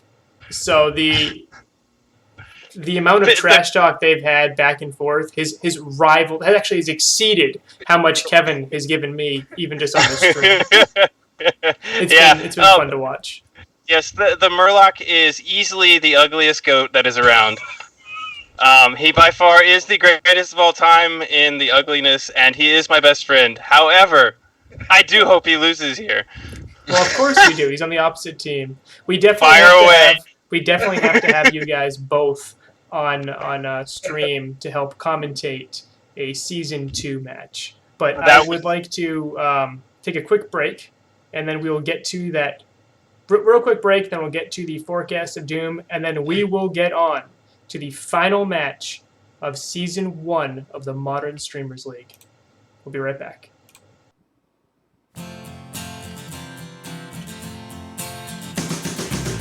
It's getting close to midnight here in the city where it once felt clear, and I feel like a kid on Christmas Eve. The devil's highway spared my life. I guess my stars still have sunshine, and I can't wait to see that smile. Standing here, waiting on you. My bags are packed now, baby. Won't you claim me too? Won't you claim me too?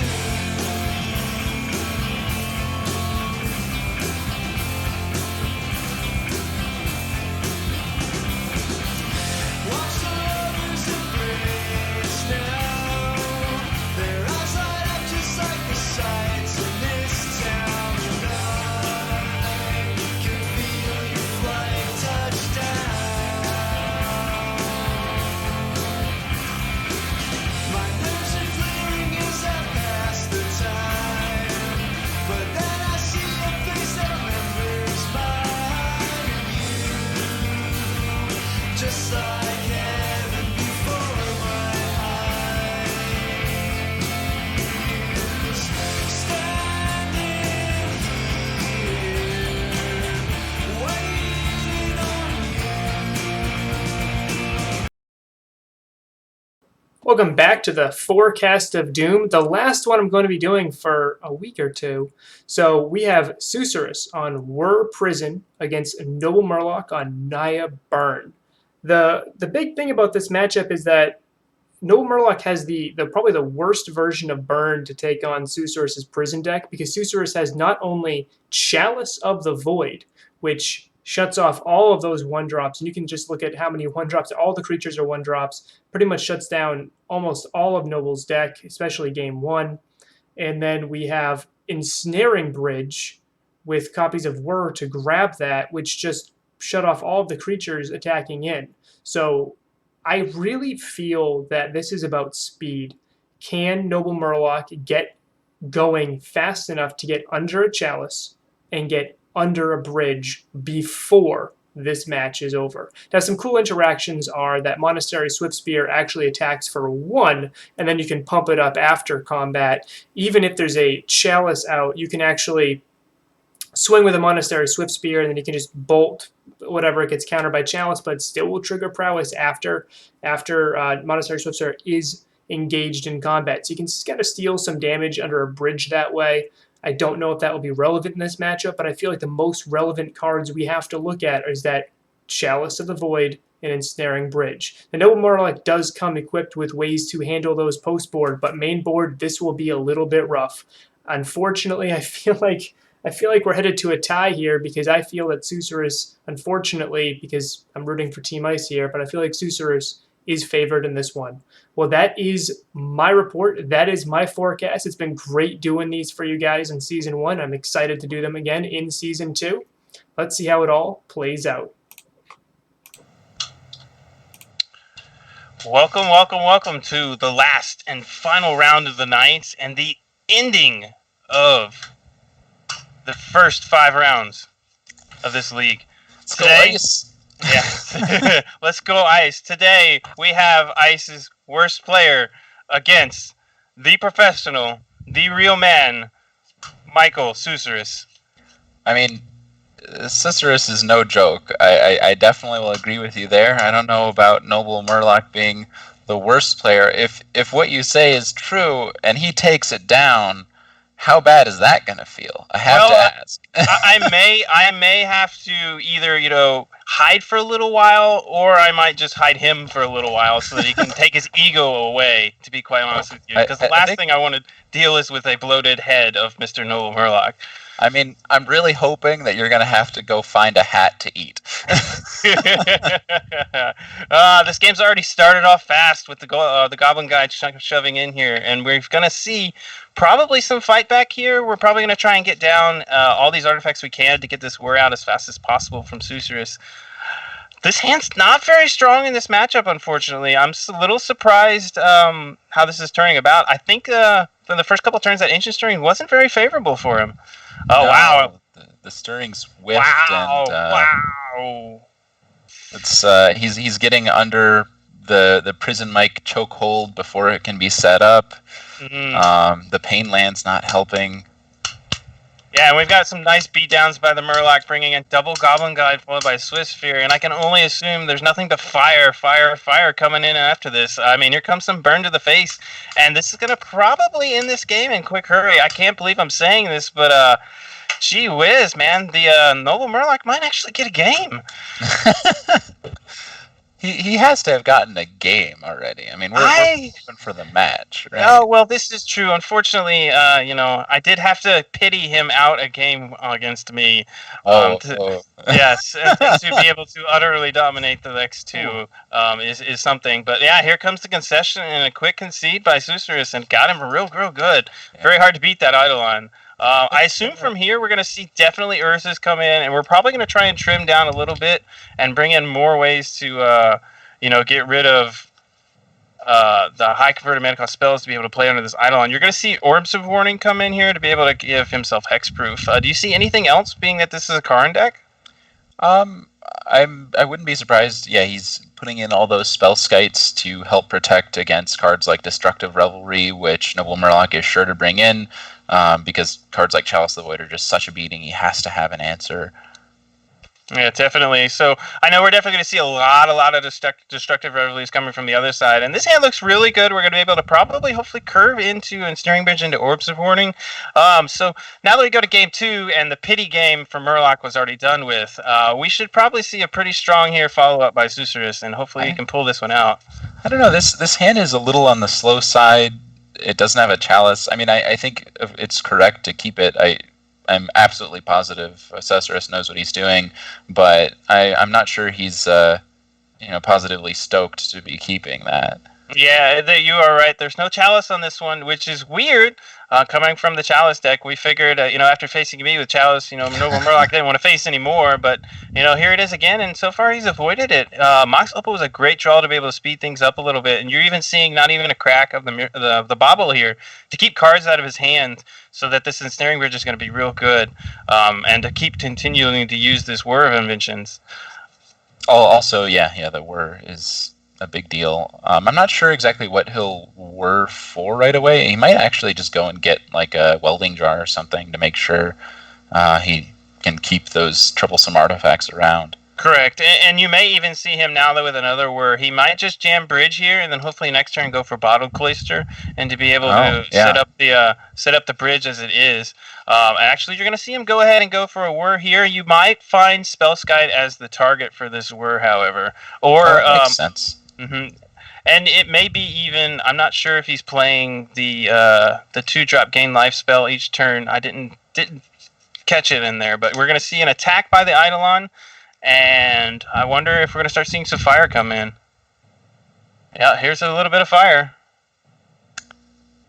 So, if he were to get Spellskite, I would imagine it would be in combat to block. So maybe it's not Spellskite. Or he's just waiting. I don't know. It might be interesting. He might just wear for, like you mentioned, something small here to be able to back himself up. I am surprised that Spellskite wasn't done here, even though like something else would have come into it. Is this okay? So this is mana.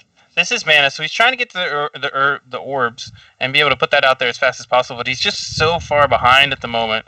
He was definitely hoping to be able to play this orbs and hold everything off. That's why he went and got the ramp instead of anything else. Yeah, because he wanted to make sure this orb got down, and he drew a land, and you could definitely see where he was not happy about that.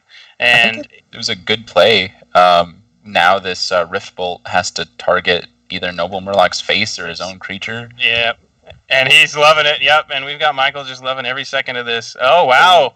Ooh! Oh! Ooh! Ouch! Oh man, the destructive revelry right there was pretty strong right there. I can't believe that he would actually have the right card at the right time, Mr. Murloc. Nice. I mean, as much as I despise losing to a deck like Cesar's, and he's not on my team, I'm feeling for him here. Like this whole league, he's just been hitting things exactly like what just happened, where it looks like he's gonna just choke the game out. He's like getting that stranglehold, and then just boom, there's that one card that digs the opponent out of the hole. And I mean, he's sitting at 1 here. Like what can he even do? Well, he's going to probably enter a scoop phase and finally give Mr. Murloc the unfortunate one win that he wanted in this event. He's about to be saying ice to meet you when we take down the first half of this league. Oh wow, I don't know even what to say to come back to that. My words are just gone and I'm empty. And Urza is a nice draw off the top. It's going to be able to apply a little bit more blocking pressure. But again, we're just down to NobleMurloc, hoping he whiffs each time. I mean, he's been known to whiff. I've heard he's a whiffer. This is good, actually, because Urza taps for blue mana, and Spellskite can redirect things. So this is actually very decent out of Cesarus.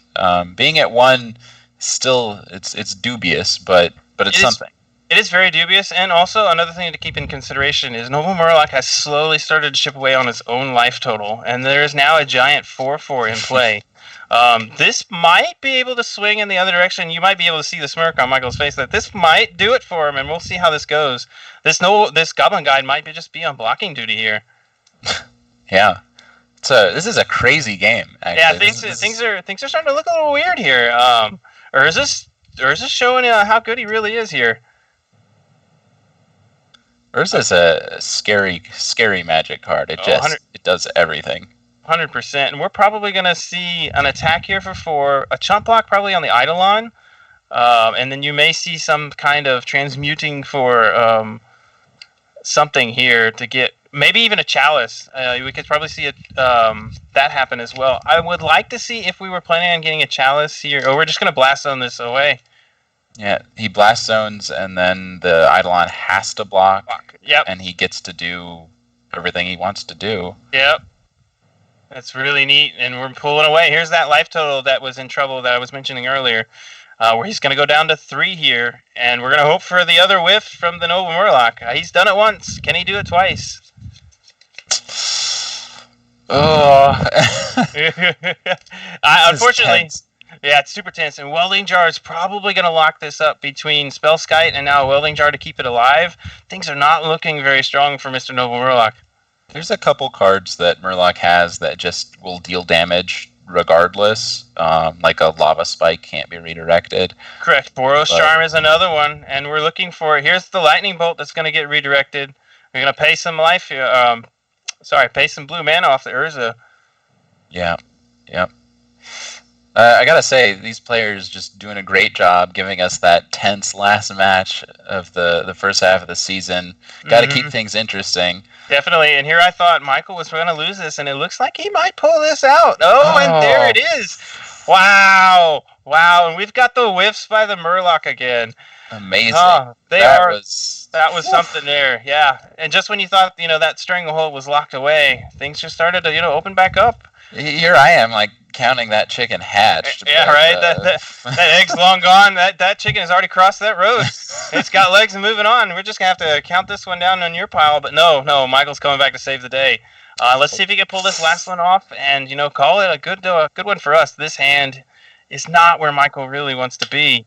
I mean, any land, and he gets Chalice, and he has Spellskite to back it up. I think it's okay. It's not fantastic, but it's okay. Yeah, this is one of those ones where he's banking because he's on the draw. to be able to catch that land. And then he's also got double bobble. I can see where your lines are right here. I mean, if he draws a Mox Opal, he'll have the mana. I think it's a keep. Like I'm confident in his abilities, of course. Yes, of course. We don't bring masters on the show to show them how bad they really are. We bring them on the show to show them how good of a master they truly are. And this is really panning out to turn into his direction here with the land drawing right off the top. And he's going to be able to chalice here on the next turn, and things are starting to look pretty good. Just facing down a Wild in the Cuddle.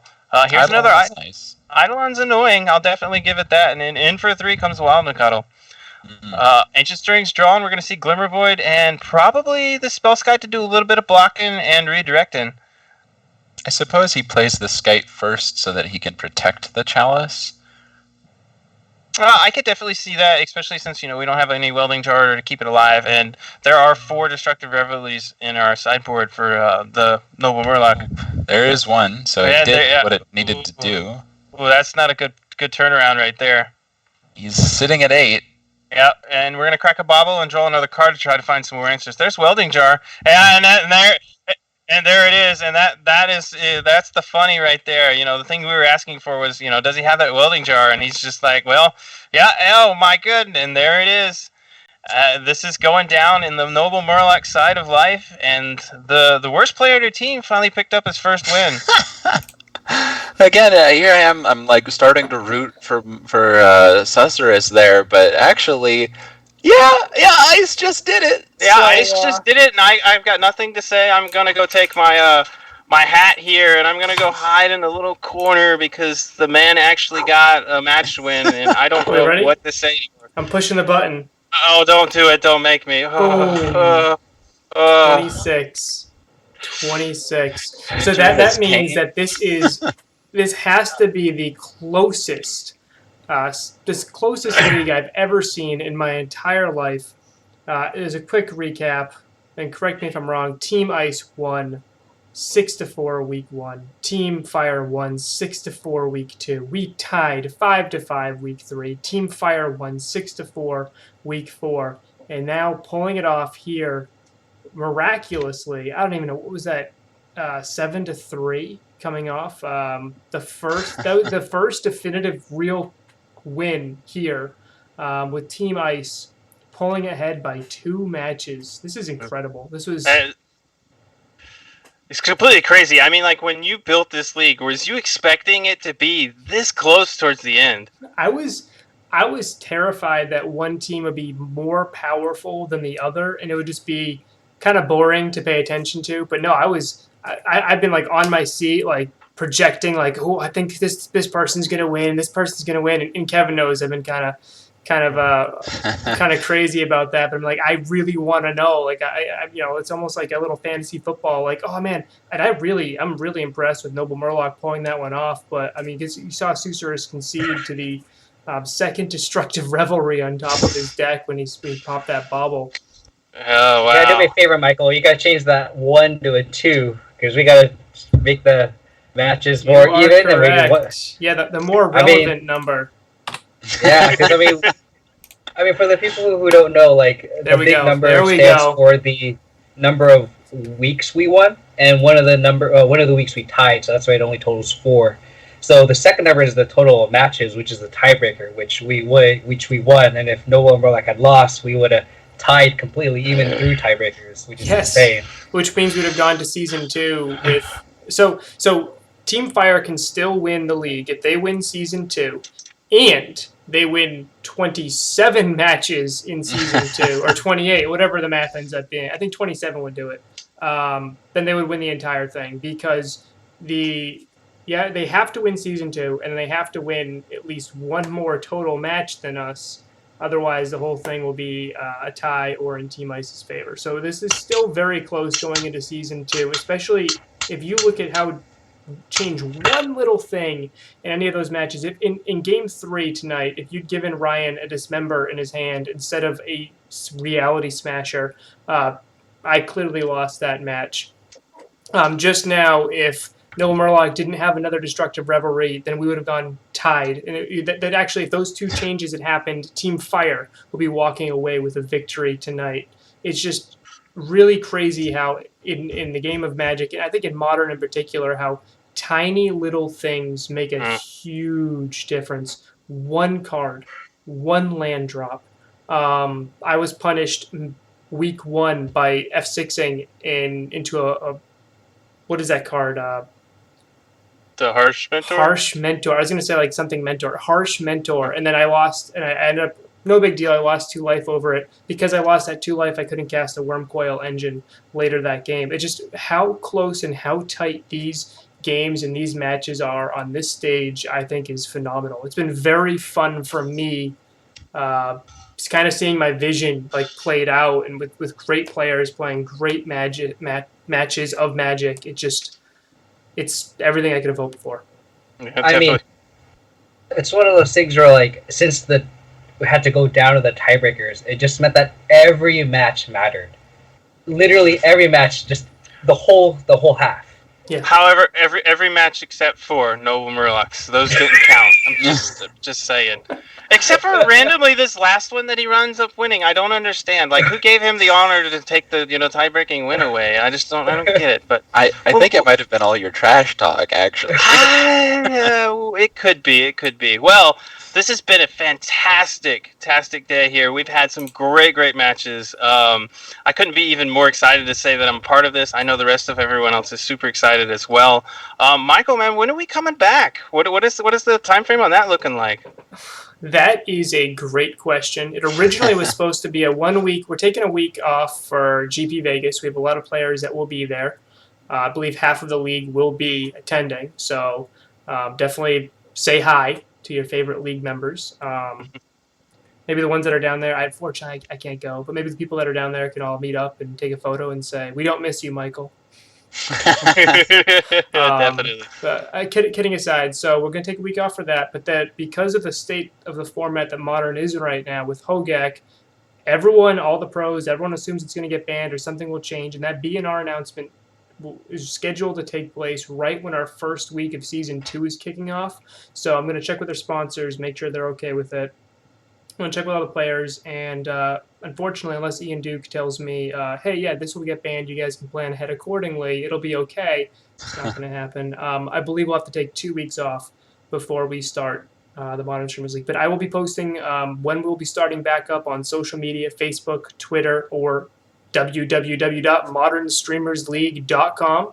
We will have all of the information up to date there. If anybody didn't catch the entire entire show tonight, or you just want to catch up, even though if you're live right now, you already were spoiled how Team Ice triumphantly overtakes Team Fire 26-24. Check out YouTube. Check out on the Streamers League website. Check out the Twitch VODs. You can watch and catch up and rewatch those videos in that gameplay. It's been a fantastic league here. No doubt that these matches have been awesome. I'm sad for the break, but I'm really sad to get back at it and get these going back again. Mike, do you care if I take the honors and sign us off? Not at all. All right. Well, it's been a good evening, good morning, and good night all. And we've definitely missed the beautiful angelic voice. Y'all have a wonderful afternoon, wonderful night, and wonderful morning wherever you are on the place of the earth. Have a good one, all. Go Team Ice!